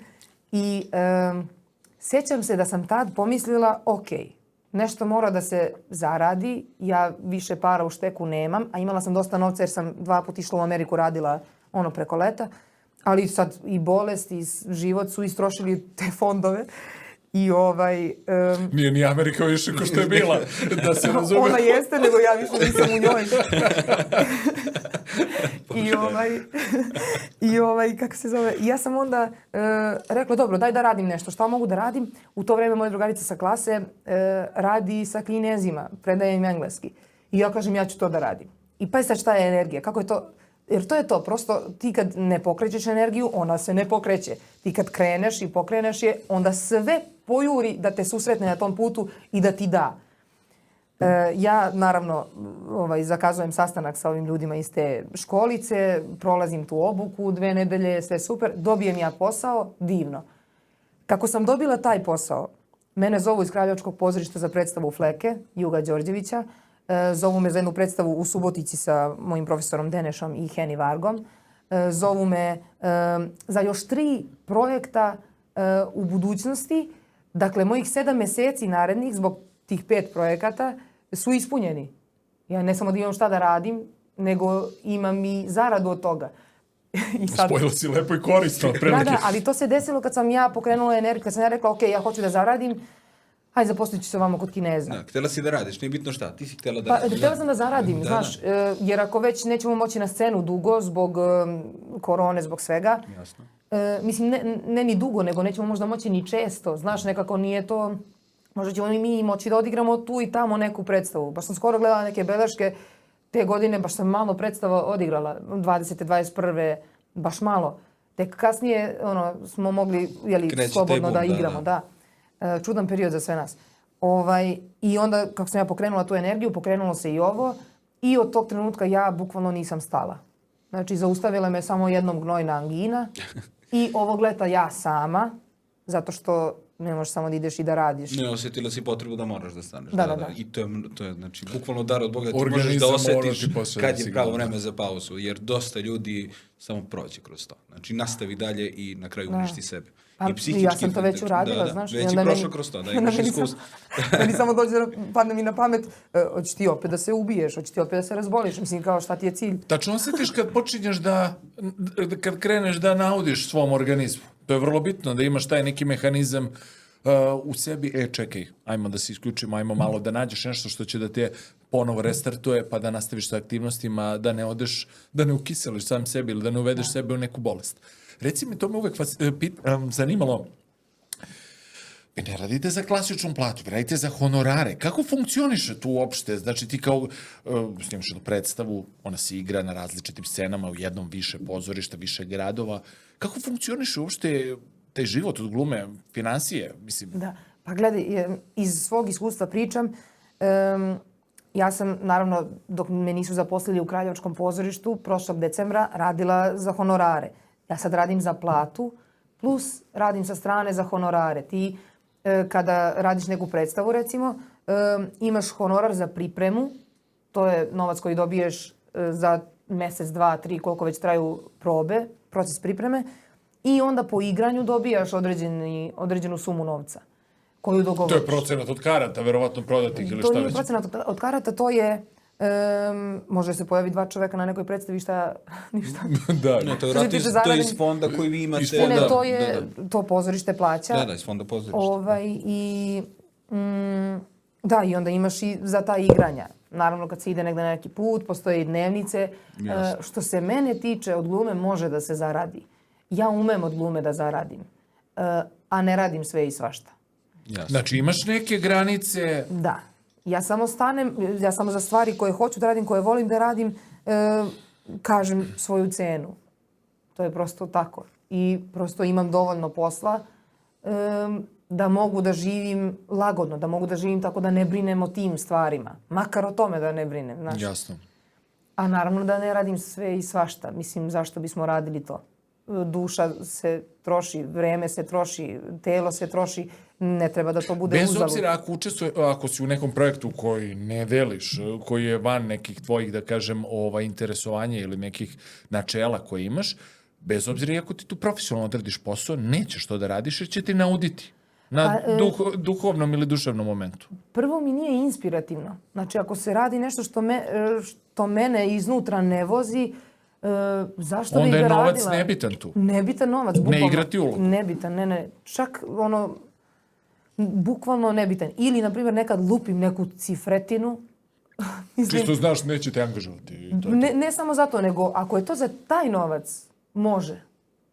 Pritom, naravno, to nije ništa nemoralno, ništa što mene povređuje kao osobu, kao glumicu, ništa što moju etiku srozava. To je samo nešto što me ne zanima. A ti znaš kao glumica gdje su ti, da kažem, te etičke granice? Si to znala u startu dok si bila na fakultetu? Jesi znala kao student šta ćeš da snimaš, šta nećeš? Pa to nikad ne znam jer ne znam šta će doći, ali kad dođe znam po osjećaju u stomaku da li ću da radim ili neću. Ja nešto Vodiš se s pročitaš. osjećam, vodiš se s Pa tim. Vrlo da, važno. osjećaj i naravno povežem ga sa razumom jer mislim super su saveznici osjećaj i kognicija nekako. Mislim da su dobar tandem i treba samo biti, ja mislim, iskren prema sebi. Znaš, nekad ne moram, ako me neko zove da radim nešto što mi se ne radi, ja ne moram svoje vrijeme za bavljanje glumom na ovom svetu da potrošim na to. Bolje onda da odem, ne znam, bolje da odem da odradim čas sa Kinezima i Da. Znaš, naći ću drugi način da zaradim. Ne moram tako. Ne moraš da moram spuštaš to. sebe zarad novca. A reci mi reklame ili digitalni marketing ili ta neka priča, jel snimaš reklame, jel su ti nudili kada snimaš reklame ili da radiš, da kažem, tu neku vrstu digitalnog marketinga, ne znam ni kako bi to nazvao. Pa meni nisu do sad nudili ili ako su ponudili nešto se desilo pa stvarno nisam mogla da radim to jer sam već radila nešto drugo, tako da nisam ni razmišljala o tome da li bih radila. Ali unutar sebe nekako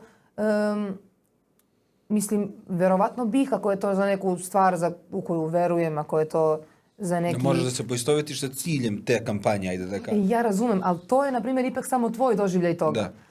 Svako ima pravo da radi šta god hoće. Svako ima pravo da se ovim poslom bavi kako god hoće. Svako ima pravo da kaže, aha, okej, ja hoću da radim tu vrstu teatra ili tu vrstu glume, ajde da kažeš, te sadržaje, tim sadržajima ću da se bavim. Svako ima pravo da to uradi. To je naš slobodan izbor kao Tako kao je, ljudi, naravno. da. Ja samo kažem za sebe da u meni nema ničeg kreativnog u tome da dam lik za nešto, najgore ako ne verujem u to, ali za nešto, nekako nema mi tu ništa kreativno. Znači mora A i nešto da ne te treba mi- inspiriše, bez obzira kakve ponude, bez obzira Ma kakve da. priče, mora da bude inspirisan. Tako je, tako je. I dolazimo do filma. Film, movies. A, to je prava stvar u glumi, jel? To se Pa je računa. to Mount Rushmore, što bi rekli, reci mi kao glumica, pozorište, film, uporedi mi, objasni, Ajde. Ne, pa pazi, znaš kako, ono što je meni na filmu jako interesantno jeste da ti radiš na nekoj ulozi, baviš se nekom pričom i onda dođeš s kolegama, to snimiš, završiš i onda to više nije tvoj posao. Ti se onda ništa ne pitaš vezano za to. Ja snimam, na primjer, neke scene, ja nemam pojma šta će od toga biti na kraju. Nemam pojma da li će to iseći, da li neće, šta će pustiti i to nije moj posao, ja se ne bavim time. Ja ne mogu da utičem na to. Tako da, tu ima jedna tačka, krajnja tačka u pravljenju filmova. Znači, onaj najlepši deo, proces i snimanje, to je u mojoj jurisdikciji, da kažem, a ovo ostalo nije. I ono što je lepo tu jeste da ti možeš da otvoriš jednu priču, da se potpuno uključiš u nju i da onda kad taj projekat bude snimljen, zatvoriš tu priču i ideš dalje. Ne nosiš sa sobom tu priču, ne nosiš sa sobom tu ulogu, osim stvari koje si naučio kroz bavljenje tim životom. A u pozorištu, koje je Živo. Primetio si kako se ozarila kad je rekla, a u pozorištu? Pa, jedan i drugi medij imaju, nije medij, nego jedna i druga forma, imaju svoje lepe i svoje izazovnije strane. Ali meni je kod pozorišta neprocenjivo to što se to dešava sad u ovom trenutku. Pred publikom, živom publikom. I što ti više puta živiš te priče. To sam htio da te pitam. Znači, ti znaš koje emocije budi predstava koju ste spremili. Ti znaš šta će to da izazove u ljudima. Sad ja pričam kao publika. Znači, ja kad gledam predstavu, to doživim na svoj način. Možda osoba do mene doživi na svoj način. Da li se vi publici, da nemate više tremu pred publikom i to, da li se vi publici obraćate kao jednoj kolektivnoj svesti ili gledate da izazovete u svakom nešto različito? Mislim, ne znate ko je u publici, ali da li kao publiku, kao koncept gledate kao neku kolektivnu svest u kojoj želite da probudite određene emocije? Gle sad ovo, malo priča smo da se emocije dese. Da. To kako će tvoj emotivni sistem da reaguje na nešto što ja radim, to nije moja priča. To nije, ja ne mogu da utičem na to. Ti si odsečen od toga, to razumem. Mislim, nekako, kako ti kažem, mi pričamo priču. Kako koga ta priča dodirne, to je to. Između te osobe i predstave. Jasno. Vi ste samo ti koji prenose tu emociju na nas. Mi samo pričamo priču. Da. Mislim, ja mogu imati svoju emociju, ti ćeš imati svoju u odnosu na to. Ne moraju da budu iste, mogu da budu baš suprotne, ali to je sve dobrodošlo jer mi pričamo priču, vi priču slušate i doživljavate, gledate i nekako se stvori komunikacija između nas. Svako ima svoj deo sebe koji drži u komunikaciji, jel tako? I onda nekako, kako da kažem, može se uticati na publiku. Naravno, neke stvari se prave da izgledaju nekako ili da to jeste istina, ali zapravo je to samo pretpostavka. A kad igraš jednu predstavu više puta, jel imate prostora za neke improvizacije ili uvek isti pristup, nekad promeniš tekst ili promeniš neki moment ili ti u principu svaki put se trudiš da kažem, približno isto odigraš tu ulogu? Ako postoje neki delovi u predstavi koji su određeni kao takvi da budu improvizacija, tu se improvizuje. Ako ne, onda naravno trudim se i sve moje kolege s kojima radim se trude da to bude tako kako smo se dogovorili, tako kako je napisano, zato što je s razlogom napisano tako kako je napisano, a druga stvar, jako bitna, kolega zavisi od šlagvorta koji ću ja da mu dam. Znači jedni drugi dopunjujete, inspirišete tu trenutku. Da, ali ne u smislu menjanja replika, menjanja postupaka, menjanja... Toga se držite, znaš. Pa da, nekako, jer ja ako tebe ne pomilujem po kosi, ti ne možeš da kažeš ne diraj mi kosu na sceni. Razumeš? Ne može da se promeni kontekst. Tako je, sad ja ne mogu, mislim može, ali to je onda drugi neki koncept, onda drugi neki stil, drugi način postavke.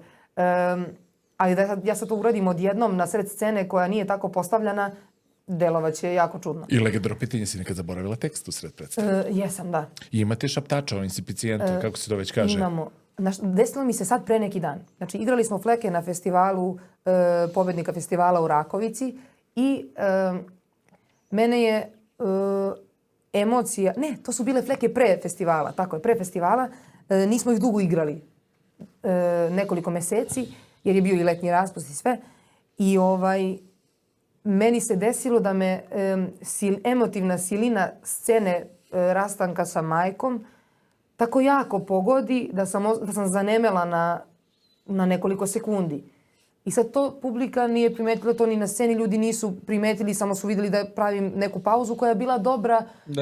Čak i odgovarala u tom trenutku u njihovim očima, ali tebi je bila da. Bila je na mestu, ali mene samo to tako puklo i kad je trebalo da nastavim da gledam u publiku i da pričam dalje, ja nisam mogla sjetiti šta dalje sledi. I onda kao, ok, doći će, opusti se, doći će. Doći će samo, znaš, daj sebi sekundu, dve, to nije mnogo, sekunda, dve, 5 sekundi. A imate pomoć u pozorištu, kako se kaže, šaptač? Mi imamo šaptača, da, ali ja mislim nikad nisam oslonila na to. Znači nikad nije došlo dotle da moraš da ti neko baš saopšti šta si beše pošla da kažeš i to? Ne, obično znam celu predstavu, obično znam sve tekstove. To mi isto daješ šlagvort, jel ti teško da naučiš tekst? Ne. Koliko treba da se nauči tekst, da kažem prosjeku? Kako to tebi ide? Pazi ovo, znači meni to jako lako ide onda kada imamo čitajuće probe za stolom. Zato što svi sednemo za sto, čitamo tekst, razgovaramo o scenama, odnosima, radnji i govornim radnjama, o svemu. I onda ti kad učiš smisao, kad razumevaš smisao toga što se govori, lako ti je da ga naučiš. Da, čak možeš i sam da pretpostaviš šta te čeka kroz taj tekst. Čak ne možeš, ako kad skapiraš koncept, možeš samo da... Ne, nego ti znaš, ja na primjer ako znam, kako ti kažem, ako znam da je meni bitno da znam gde ste kupili ovu flašu, lupam, ovu vodu, ja znam da ja hoću to tebe da pitam jer je to meni bitno zašto ja hoću da imam isto ovakvu, ceo život i urim tu isto ovakvu. Sad pravim banalan primjer. Ali ja znam, jer je to težnja osobe koju igram, ja znam da ja hoću da te To je pitam gde ste svrha kupili ovu vodu. tog dijaloga koji ti treba da... Pa da, nekako, i onda mi je zbog toga lako. E sad, kad se desi situacija, kao što mi se dešavalo u životu, da možda nema vremena za te, ne nema vremena, nego proces je drugačiji, pa nema čitajućih proba toliko, nego mora da se izađe na scenu ranije, onda mi treba malko više vremena zato što još nismo otključali tekst u smislu namera, težnji, želja, svrhe za stolom i onda to treba uraditi na sceni. Tako da meni je vrlo lako da ga naučim kad nađem poveznicu, kad nađem htenje. Pominjemo predstave. Ti si sad pomenula da radiš u Kraljevačkom pozorištu. Da li radiš još negde sem Kraljevačkog pozorišta? Da. Ja sam zaposlena za stalno u Kraljevačkom, a igram u Kruševačkom pozorištu, režim ljubavi Snežana Netrišić. Radim u Beogradskom dramskom pozorištu predstavu Tiho tiše Ane Janković. I sada trenutno pravimo predstavu Sve dobre barbike Đorđa Nešovića u Hartefaktu u Beogradu. Tako da to su one koje su onako sad baš aktivne. Imam još neke predstave po Subotici, Novom Sadu, Nišu, koje se trenutno, to jest ove godine nisu igrale, tako da njih ću sad da izostavim jer ne znam hoće li se igrati. Možeš malo detaljnije da nam ispričaš o tvojoj predstavi Vrpca. To je tvoja autorska predstava. Da li možeš da nam ispričaš malo o njoj i kako si došla na ideju na nju? Pošto je po meni, gledao sam stvarno jedno čišćenje duše od početka do kraja. Pa to je nastalo, znači nakon ove bolesti, nakon tatine smrti, nakon isceljenja. Ja sam to napravila, tu koreografiju prvu koju sam spomenula, napravila sam je još dok sam bila na masteru, prijavila je za taj festival koreografskih minijatura, dobila podršku od tih ljudi, dobila nagradu publike i nagradu žirija, nagradu Ohrabrenje, koja podrazumeva da Udruženje baletskih umetnika isproducira plesnu predstavu u trajanju od 30 minuta. I sad, ja sam 2 dana pre nego što sam uopšte dobila tu nagradu, sedela i razmišljala, baš je bilo bogojavljenje, 19. sedela sam i razmišljala sam o koreografiji za tu predstavu vezanu za Nižinskog. I ja sedim i razmišljam, pričam s Bogom i kao, ajde, molim te, daj mi neko rešenje, daj mi koreografiju, daj mi nešto, kako sad ovo da uradim ovde. I meni, naravno, pred očima vaskrsava slika mame moje koja stoji u crvenoj haljini i mene, tako gola su mi leđa i ja nešto tu sad plešem i ona me gleda. I sad ja kao, ma šta je ovo, nije to, daj mi ovo što ti tražim za Nižinskog. Međutim, te slike idu. I sad ja kao, ajde, se opustim i da gledam to. I gledam, bukvalno jedno 22 minuta ja provodim, ne jedno, nego 22 minuta, znam jer sam gledala posle na sat koliko je prošlo, 22 minuta ja provodim u tome da vidim to neko scensko dešavanje u kom mama i ja pričamo neku priču. Ništa ne čujem, nikakav tekst, samo vidim sebe kako igram i vidim mamu koja tu gleda to. I vidim njen lik, vidim njene emocije, vidim šta se pojavljuje tu kod nje. I onda ja kažem, ovo je interesantno, krenem da dajem intervju o toj predstavi, koja ne postoji, koja je samo u mislima slika. Ti si je već završila, da. Ja krenem da dam intervju, ja sam sama u stanu mog druga Miloša, ja idem po stanu i dajem intervju o tome zašto, ko će ga znati. I legnem da spavam u 11. I ujutru se budim i kažem šta bi ono sinoć. Šta se ovo desilo? I onda kažem, čovječe, ja imam predstavu. Pa ova predstava je trajala 22 minuta u mojoj glavi. Pa ja imam predstavu do 30 minuta plesno. Ja ću da dobijem ovu nagradu. Ja ću sigurno da dobijem ovu nagradu Ohrabrenje jer nagrada podrazumeva to. I ja kažem, ali neću ja da ulazim na sajt da ja gledam da li sam ja to dobila, ne mogu se stresiram, nego ću ja da pustim, da saznam tako što će ljudi da mi čestitaju. Ko me vidi, vidjet će negde na nekoj mreži i čestitat će mi. I sad idu dani, mislim, prolazi 2 dana i ja dolazim na, kako se zove, na neku plesnu probu, jeli? I onda mi drugarice čestitaju, čestitamo, kao nagrada, super, bravo. Tako da, eto, to se desilo, jer ja sam dobila tu predstavu i ona je logičan sled događaja, jer nakon te priče o bolesti, tati i smrti, nadovezuje se ta priča o mami koja je i dalje živa i koja je... Koja je tu sa tobom. Da, koja je vrlo živa, koja je puna životnog elana, koja je jedna stanica ljubavi i ono, kako da kažem, ljubav se akumulira u njoj i nekako mi je bilo potpuno prirodno da Vrpcu zaokružim time. A kako je bila njena reakcija kad si rekla, mama, ti igraš u moj predstav? I idemo, kroz Srbiju da Imaš igramo predstav. imaš probu. Pa to ne, prvo to imaju u predstavi, rekla je, wow, super, woohoo, znaš kao ona je stvarno bila srećna i onda 5 sekundi posle toga, ma to je nemoguće. Ma neću ja to moći, ma ja ću tebe da obrukam, ma kako ja da pležem s tim normalno. Javlja se realni mozak, posle nekog Kaže, Seko, ja sam mislila možda da ti uzmeš ti neke drugare tamo plesače, nešto, pa da vi napravite, znaš da imaš nekog s kim možeš da radiš. Rekao, mama, ili da razviš kaskadera za mamu. Ali čitava poenta je u tome da je mama tu. Izvini, ali predstava ne funkcioniše i ne postoji ako ti nisi tu. Znači, ako jedna od nas dve nije tu, ne može. I mislim, to se slaže uz ovu priču koju ja osjećam stvarno. Znaš, u glumi važi nekad priča da smo mi svi zamenljivi, kao ako ne odigraš ti, može neko drugi da odigra. I okej, možemo, mi svi možemo da odigramo više ili manje dobro, ali nekako postoji nešto što ti, zbog toga ko si ti, kao osoba, kao duša, kao biće, možeš da poneseš, što donosiš sa sobom na scenu, što ja ne nosim. Što je unikat, samo po sebi. Tako je. I onda, na primjer, neki ljudi nisu zamenljivi za neke stvari. Da, prost primjer toga mi je naš srpski zet Christian Bale, koji je, znači, neću da komentarišem. Koliko ima kila u mašinisti? Mašinisti, ja mislim da imamo 40 moram da ga pitam za program za dijetu.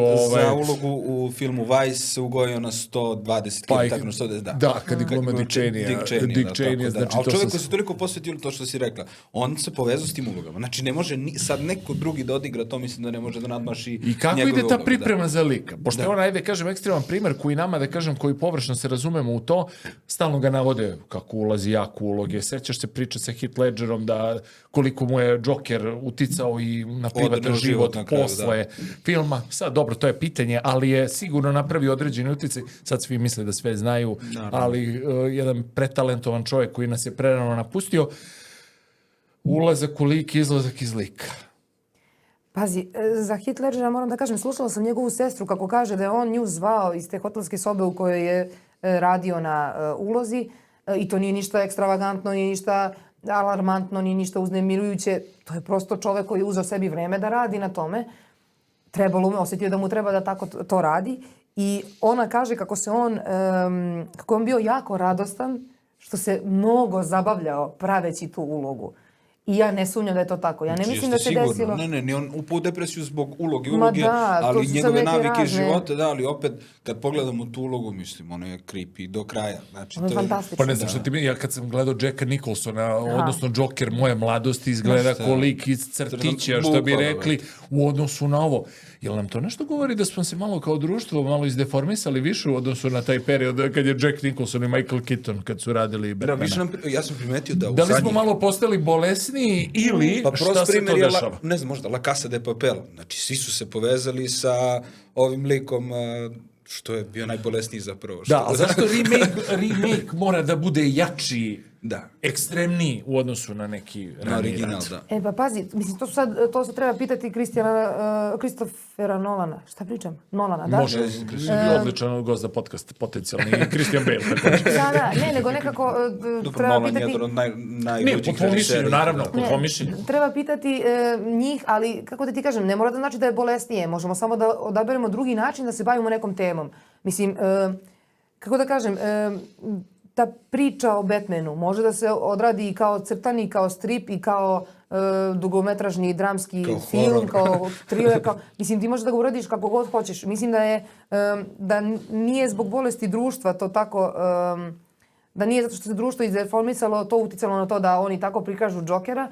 Oni su samo hteli da to bude prijemčivije, u smislu da to bude realan čovek, da to ne bude... Jer ako gledaš lika iz crtanog, ti se ne plašiš jer znaš da je crtani. Ali ako gledaš čoveka za kog je vrlo moguće da ima takav mentalni sklop da radi stvari koje radi Joker, onda, znaš, ta priča dobija neku težinu. Ali moram da te uvežem, pazi sad, to je 2008. Radi on.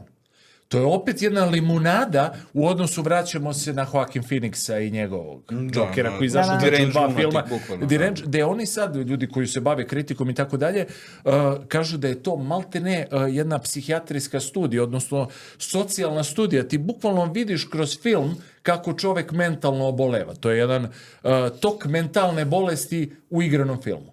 Da, da. I Kako si ti to doživjela? Gledala si Jokera, pretpostavljam. Da, sve Jokere. Joker u svim izdanjima. Od stripa na dalje. Bukvalno.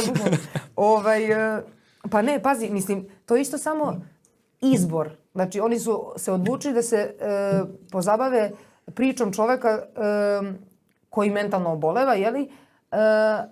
A ne da Joker ostane dvodimenzionalan u smislu da bude samo neki negativac iz stripa koji je negativac i samo to. Znači, ultra zlo kao kontrateža dobru.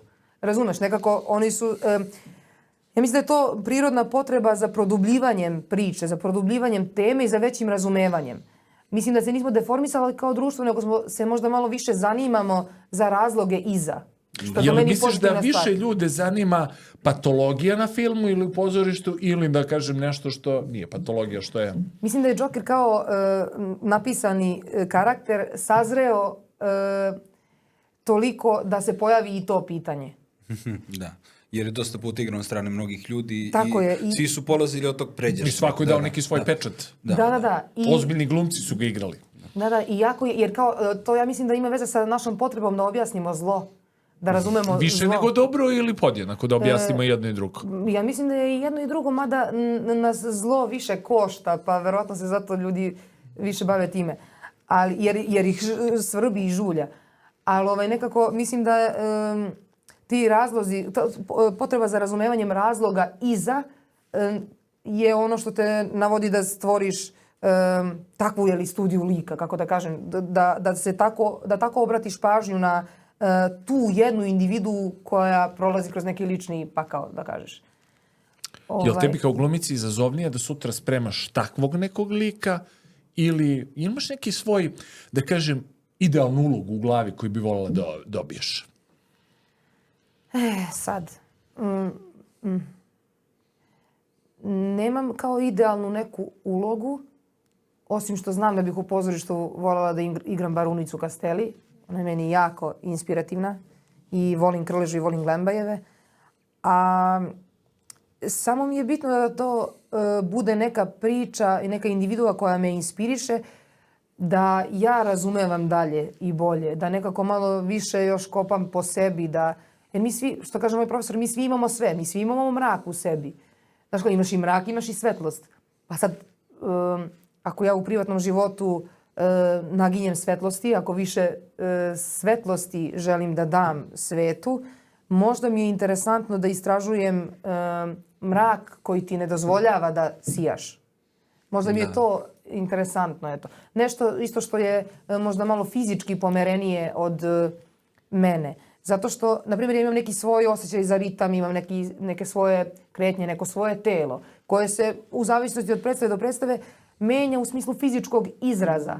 Ali fizički, ja zbog svih predstava koje igram, ne mogu mnogo da unosim promjena u svoj fizički izgled, jer su te predstave pravljene sa tim telom. I ja treba sve da ih igram. Ja u ovom jednom mjesecu treba da odigram 14 predstava koje su različite. Potpuno različite osobe. Sve znači, različite. jedno telo u kome mora da živi i telo 9-godišnje devojčice. Dosta podstanara, jedno telo dosta podstanara. Jeste, da. Treba to uklopiti, da. I a zapravo sve ja. To podloge, znači da. Pa mislim da, naravno. Mislim, ali ti je zanimljivije možda pitanje da se spremaš za lik koji je pomereniji od tebe. Jel' tako? To je već izazov, pretpostavljam. Pa da, mada je to sve nama blisko. I za najpomerenije ljude, kao što, na primjer, barunica Castelli meni, ja sam nju radila za prijemni. Kad sam čitala prvi put, moja profesorka Vesna Lužnjanin, srce najlepše na svetu, mi je predložila da to radim za prijemni i u 3. godini srednje škole ja sam njoj rekla, ma profesorka, šta, ona je jedna zmijurina, rospijetina, ja nemam veze s tim zlom. Međutim, kad sam krenula da radim, da se bavim barunicom Castelli onako dobrano, valjano, onda sam mogla da vidim potrebu za ljubavlju u njoj i kako se ona ispoljava, šta je ona tera da navodi da radi u životu, koja su sredstva koja ona koristi, koja idu zapravo iz najtananije potrebe za ljubavlju i za povezivanjem, a zapravo spolja mogu da budu okarakterisane kao zlo, malte ne. Tako da hoću da ti kažem da nekad kad pomisliš da si jako daleko od nečega, od neke uloge, možda verovatno ćeš se iznenaditi koliko si zapravo blizu. Koliko si u stvari blizu te osobe čak. Da. Mislim, ljudi smo, ništa ljudsko ne bi trebalo da nam je strano.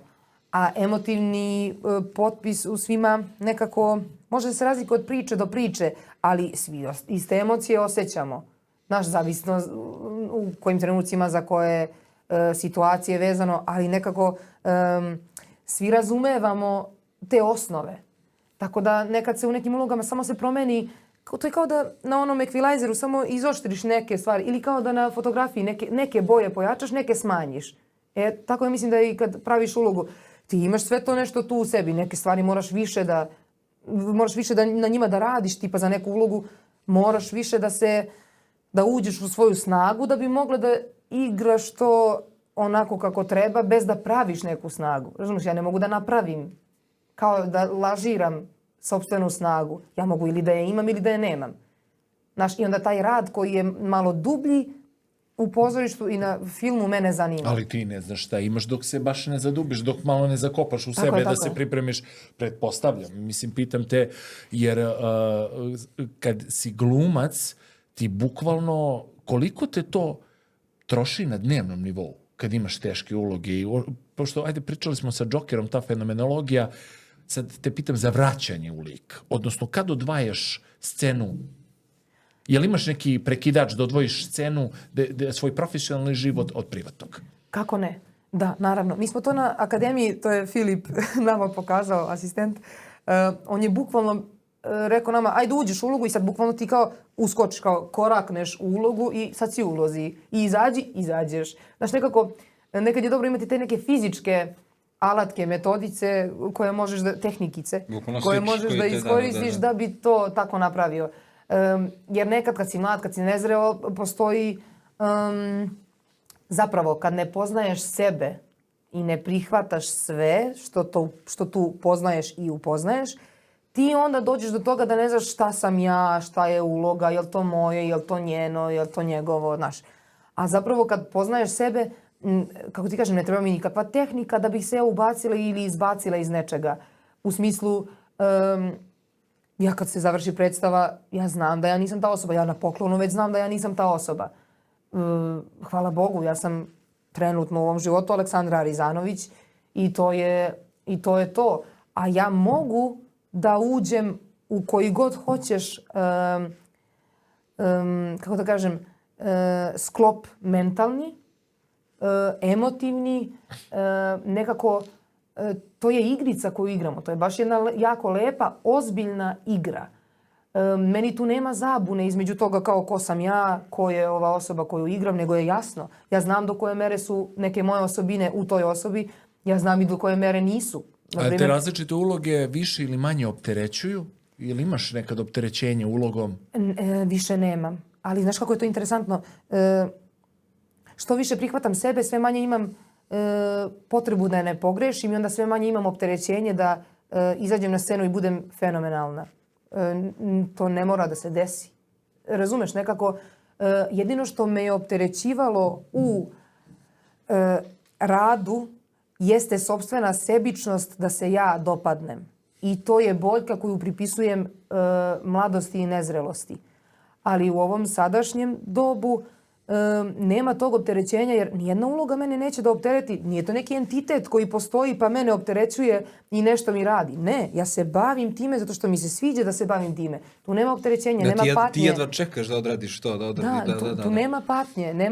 Ti uživaš u tom, da ti baš imaš taj pristup da je to zapravo ono što ti voliš. Dosta ljudi sebe ograničava, znaš, ti sad moram da radim to, ti kako ću to da podnesem, a ti kroz sve to ideš sa nekom, da kažemo, ljubavlju prema tome. Tako da to je stvarno jedan veliki benefit za bilo, ne samo za glumu, ja mislim za bilo šta u životu. Jer kad nešto gledaš u trenutku kao neku barijeru, ti sad moram da odradim ovo, u startu to ne može da izađe na dobro i u startu ti si već sa tim načinom razmišljanja sebe već počeo da bacaš dole, da, tako da samo ideš srcem ka svemu.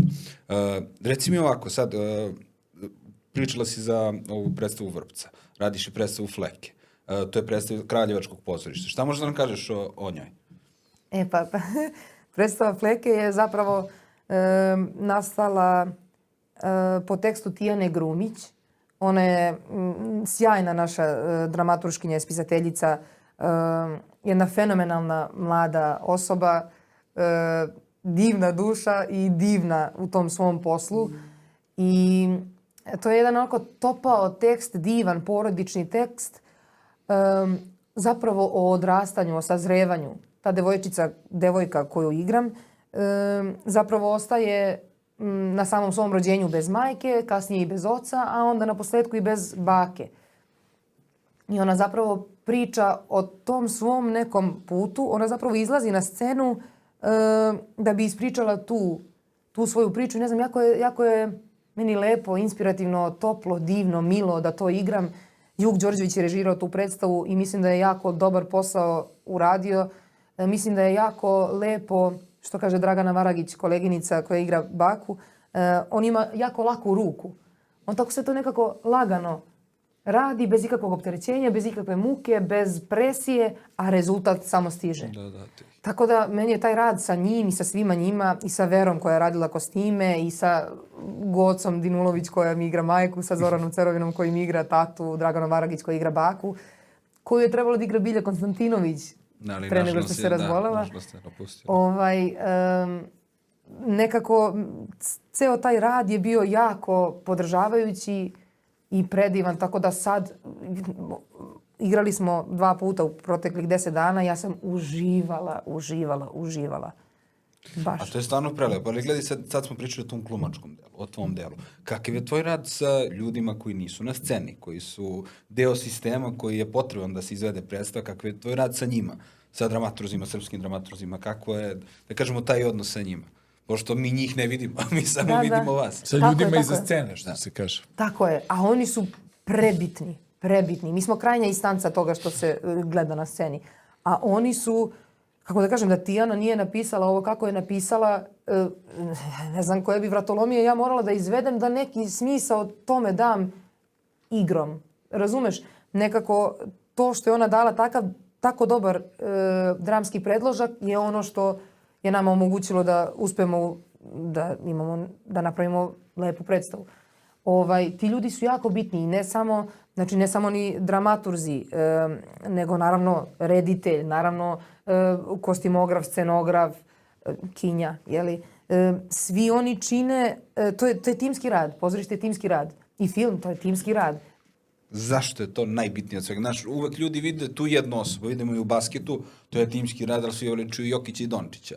Znaš, vidimo na sceni glumce, svi veličuju jednog glumca, a zapravo je cela ta ekipa iza svega toga ključna za to, da veličuju tu jednu osobu.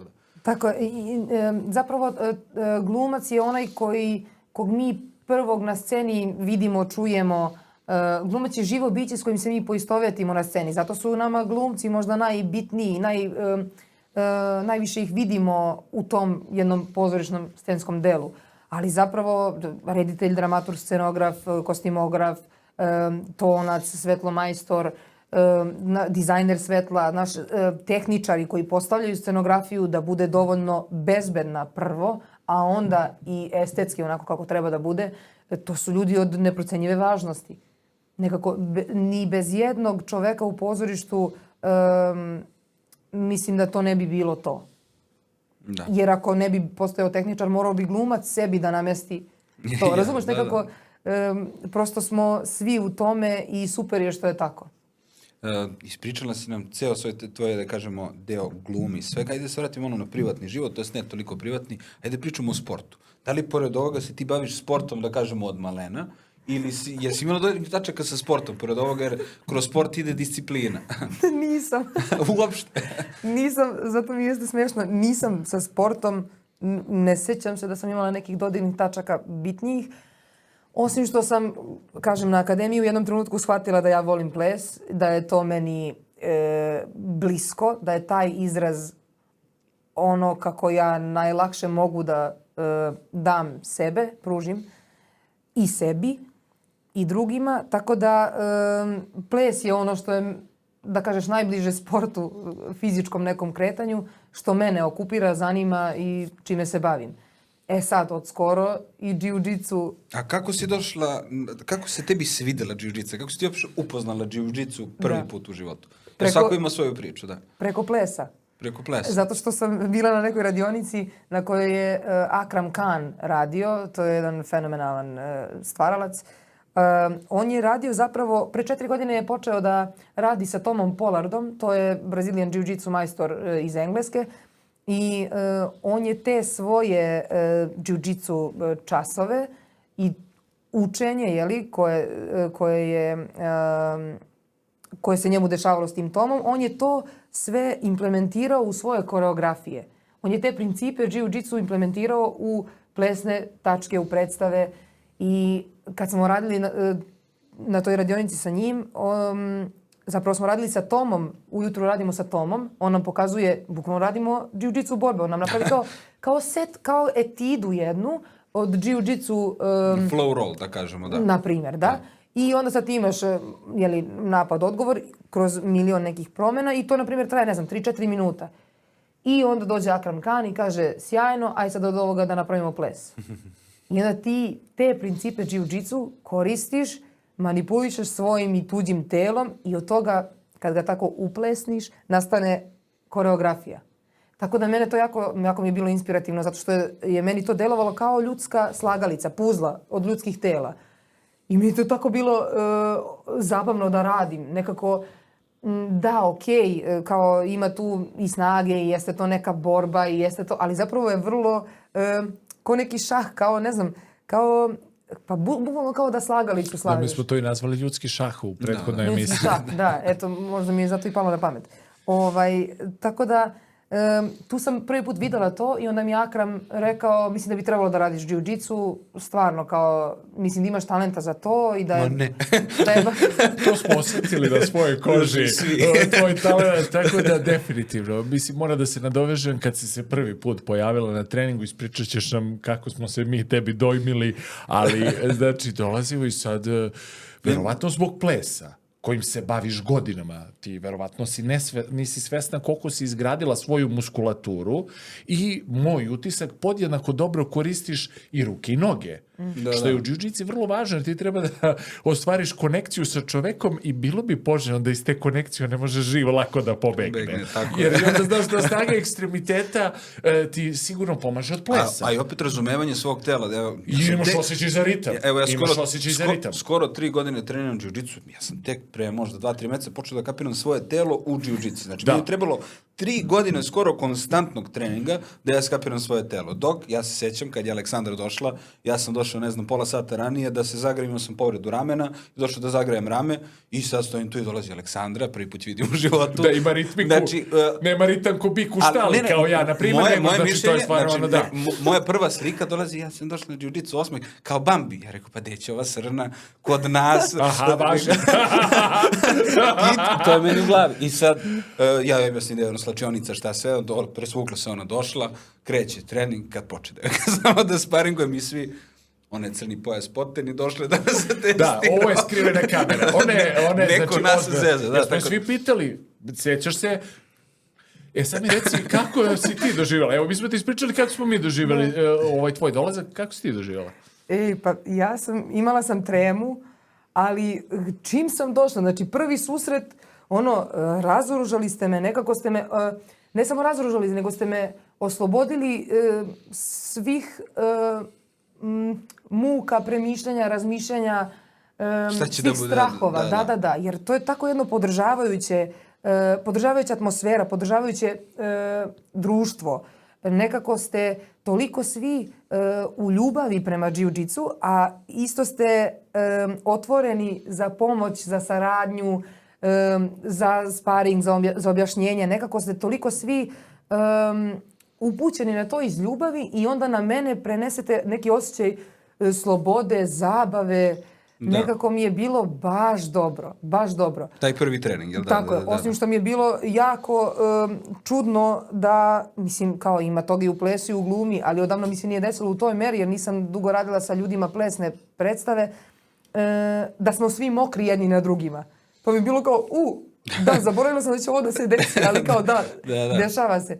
I ali već na drugom treningu kao to mi uopšte nije bilo iznenađenje, naravno, i nekako prija mi taj ljudski kontakt. Sad u nekoj meri možda imam strah, na primjer Doco s tobom kad radim, ja sam u fazonu čekaj da ne zapnem ja kao June. Pa ja sam u strahu da me ozbiljno ne povrediš, ali postoji ta razlika u težini. Da.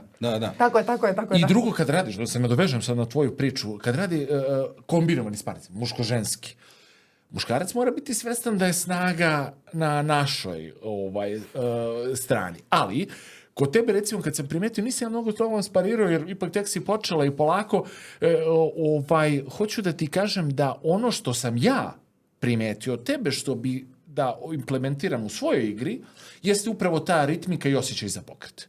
Jer ti bukvalno toliko imaš snažne ekstremitete da ti već, iako si neiskusan u tome, radiš planiranje pokreta. Tebi već ide pokret u pokret. Dok recimo kod težih ljudi, kao što sam ja, to je moj utisak, to ide pokret, pa zakucaj, pa sad potvrdi da je to sigurno da on ne može da diše i to, ali to je možda i zbog toga što nema još uvek previše krupnih ljudi koji se bave jiu-jitsom. Jer onda kad ti dođe neko, kao što naš drug Rizo, koji je 20 kg teži od mene, znači ti vidiš čoveka koji ima tu 140 kg, znaš, tu ipak malo, to je jednostavno jedna sila koja kad je čak i statična, teško je pomeniti. Ali kažem ti, ne znam kakav je tebi bio utisak, ali meni, recimo, što sam ja od tebe želeo da iskopiram je baš ta ritmičnost, da ideš iz pokreta u pokret, tako da si ti to mnogo lepo inkorporirala od plesa. Baš ti hvala. Mislim, to je super. Definitivno. Ali ono što je meni najbitnije u jiu-jitsu i zašto ću se, pored toga što ste vi sjajna ekipa, vratiti u Kaminjo, jeste to što mene jiu-jitsu uči tome da dodatno iscelim ovaj svoj perfekcionizam. Zato što sam ja navikla da pobeđujem. Mislim, ja sam nekako u nekom smislu, ranije i više, bila željna toga da se dokažem, da ja uspostavim sebe na nekom tronu, da niko ne bi mogao da me upita ili da me skine odatle, da nekako obezbedim svoju poziciju, što je apsolutno iz straha, što nije kao, kako da kažem, to nije dobro mesto iz kog valja živeti. Meni makar ne služi. Tako da jiu-jitsu je sjajna jedna platforma za mene gdje ja mogu da vežbam greške i najgorost. Znaš, nekako mene to mnogo inspiriše. Inspiriše me mnogo to da ja, na primjer, ja znam da sam ja snažna fizički i ja znam da je moja volja snažna. Tako da meni neko čak i snažniji kad dođe, ja znam da ja mogu da ga ja znam da mogu da ga podignem, ja znam da mogu da ga prebacim. Ja da ga iskontrolišeš, čak i bez tehnike, što nije dobro, ali hoću da ti kažem, na sirovinu ja mogu da igram, ali ja biram da ne igram na sirovinu. Tako je bilo i na ovoj radionici, tako i na treninzima kod nas ovdje u Kraljevu. Ja biram, ja znam da je snaga moja prednost, ali ja biram da ne iskoristim tog keca iz rukava, jer ima mnogo stvari koje ne znam. Tehnike su blagodet, razumeš?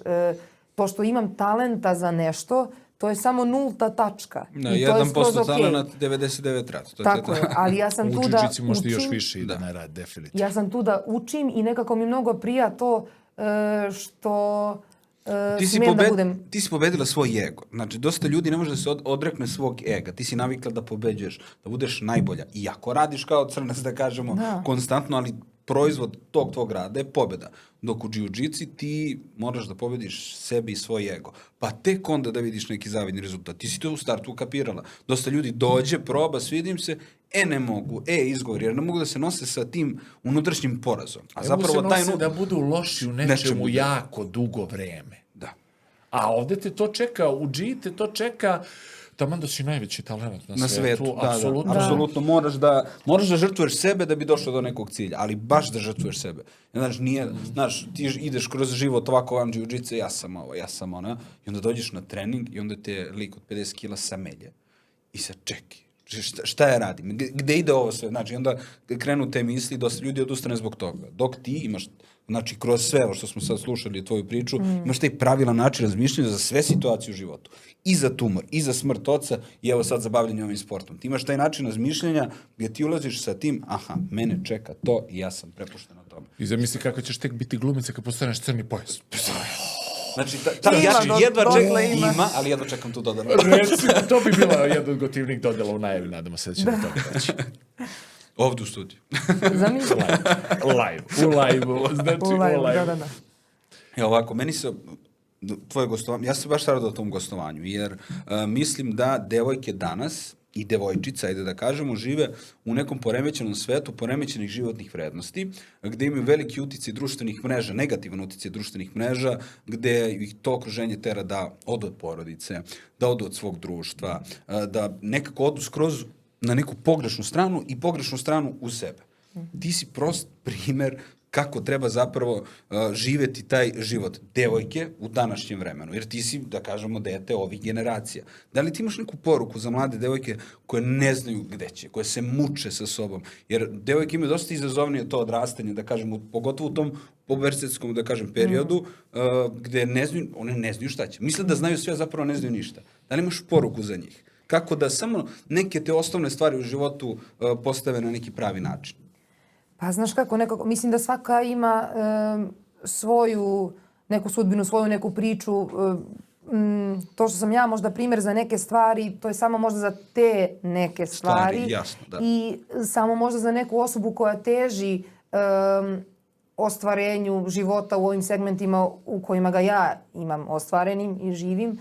Ali čak i tad, znaš kao, mi smo svi tako individualni, toliko smo sve posebne i nekako mislim da devojke, žene, da imaju jako veliku snagu, da je snaga nas, žena i devojaka u intuiciji koja je dosta razvijenija nego što je to kod muškog pola, kod kog je razum možda taj koji prednjači. Vlada testosteron, apsolutno. Tu nema prostora za razum kad je tu testosteron. Znači. Ali, znaš kako, hoću da kažem da... žene su emotivna bića. One se više vode tom intuicijom, emocijom, dok... I ne rešavaju konflikte snagom. Muškarci imaju taj problem snage, da ti moraš tada nametneš nekom svoj neki model snage. To negde može da prođe, negde ne može da prođe. Da, čistom psihologijom rešavate probleme u svom životu. Jer jednostavno ste tako konstruisani da mirna rešenja nađete. Pa, eto, verovatno... Blaža vam je priroda, prosto, jednostavno. Majke ste, mislim, i to sve. I u toj prirodi ima mnogo moći, u toj ženskoj prirodi. I ja bih samo nekako devojkama, pogotovo tim koje su možda u periodu u kom ne mogu sebe dovoljno da prihvate zato što su usmerene na misao o tome da treba ispuniti neke standarde i očekivanja, edukujte se, što pre saznajte svu istinu i o sebi, a i o svetu koji je oko nas, jer mnogo često taj svet servira neke svoje bubice gluposti, neke svoje izmišljene, zamišljene ideje o tome kako treba biti žena i devojka, kakva treba biti, da to nekad zamuti nama naš osjećaj koji mi imamo duboko u sebi i koji možemo da čujemo jer smo povezane sa njim.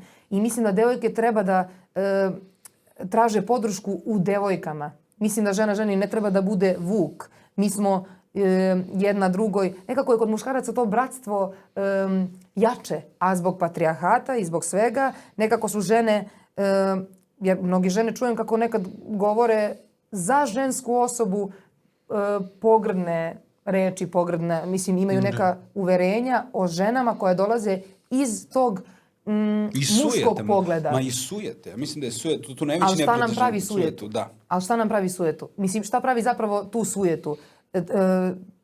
To je neka potreba da ti budeš od muškarca priznata i prihvaćena. Razumeš? A kad te, mislim da je to nekako pogrešno postavljeno. Da, skroz. Mi i u muškarcima i u ženama možemo da nađemo prijatelji. Mislim da žena ženi može da bude veliki oslonac, veliki prijatelj. Ja imam takve prijateljice, takve žene, počevo od doktorke, terapeutkinje, mojih prijateljica, mojih koleginica u pozorištu, u svim pozorištima. Toliko su mi važna ta ženska prijateljstva sa kojima mogu da iskomuniciram sebe i koje želim da čujem. I mislim da žena ženu može jako dobro da razume. Mislim da je tu isto naša velika snaga, što možemo jedna drugu da podsjetimo na to šta su naše vrednosti, prednosti i kako mi kao žene svojom energijom možemo da doprinesemo da ovaj svijet bude lepše mesto. Upravo, bravo. To je baš prava Žene, poenta. ujedinite se. Krajnje je vreme, znači, apsolutno. Aleksandra, kakvi su ti planovi za budućnost? Šta te čeka? Da li imaš neki projekte koji bi možda najavili ili tako nešto? Šta želiš da radiš, ajde, plan za neki narednih 5 godina za tebe? Da li ću ti otkriti sada? Ne moraš sve. Samo ekskluzivu. Ne, znaš kak, ajde sad malo da maštamo lepo da bude. Ovako, što se tiče pozorišta, Hartefakt kuća, Beograd, Sve dobre barbike, premijera 26. decembra. Đorđe Nešović režira. Nevena Kočović i Julija Petković su još dve glumice koje pored mene igraju u toj predstavi. Katarina Mitrović je napisala taj divan roman Sve dobre barbike. I Nemaju sve kuće dvorište, drugi divan roman koji to mogu da preporučim sad kad smo već kod toga. A osim toga, ovako, u narednih 5 godina ja sebi želim prepoznavanje sopstvenog ritma, da znam šta je meni u kojoj meri potrebno, šta želim zapravo ja, a ne šta mislim da bi trebalo da bih bila nekakva, da bi nešto ostvarila, postigla, što će me staviti na neki pijedestal kod drugih ljudi. Želim sebi odnose koje sada imam sa svojim prijateljima, sa svojim momkom, sa svojom porodicom. Želim da ih još više produbim, da ih negujem. Želim sebi lepe dane u kojima mogu da uživam, malte ne samo zbog svesti o tome da sam tu sad u tom danu i da mogu u njemu da uživam. Želim, eto, to u narednih 5 godina, mislim, ne znam, ja vidim i decu, svoju decu, tako da nekako to je ono što mi se javlja kao jedna od velikih životnih prekretnica. Tako da, eto, ne znam, vidim sebe sve povezaniju sa sobom, vidim sebe sve ljubavnijom, vidim da sam nekako u još većem miru sa sobom i u još većem prijateljstvu sa svojim bubicama. Nekako te rane koje imam, koje nosim, znaš, iz njih može i cvijeće da nikne, ne moraju samo da krvare. Tako da mislim da idem ka tome. I sigurni smo da ćeš u tome stići. Što smisliš, neka ti se ostvari. Ja mislim da je jedan predivan kraj ove epizode. Aleksandra, hvala puno što si bila naš gost. Mi se nadamo da ćemo te opet ugostiti. Ljudi, hvala što ste gledali ovu epizodu. Vidimo se u sledeći. Pozdrav. Pozdrav.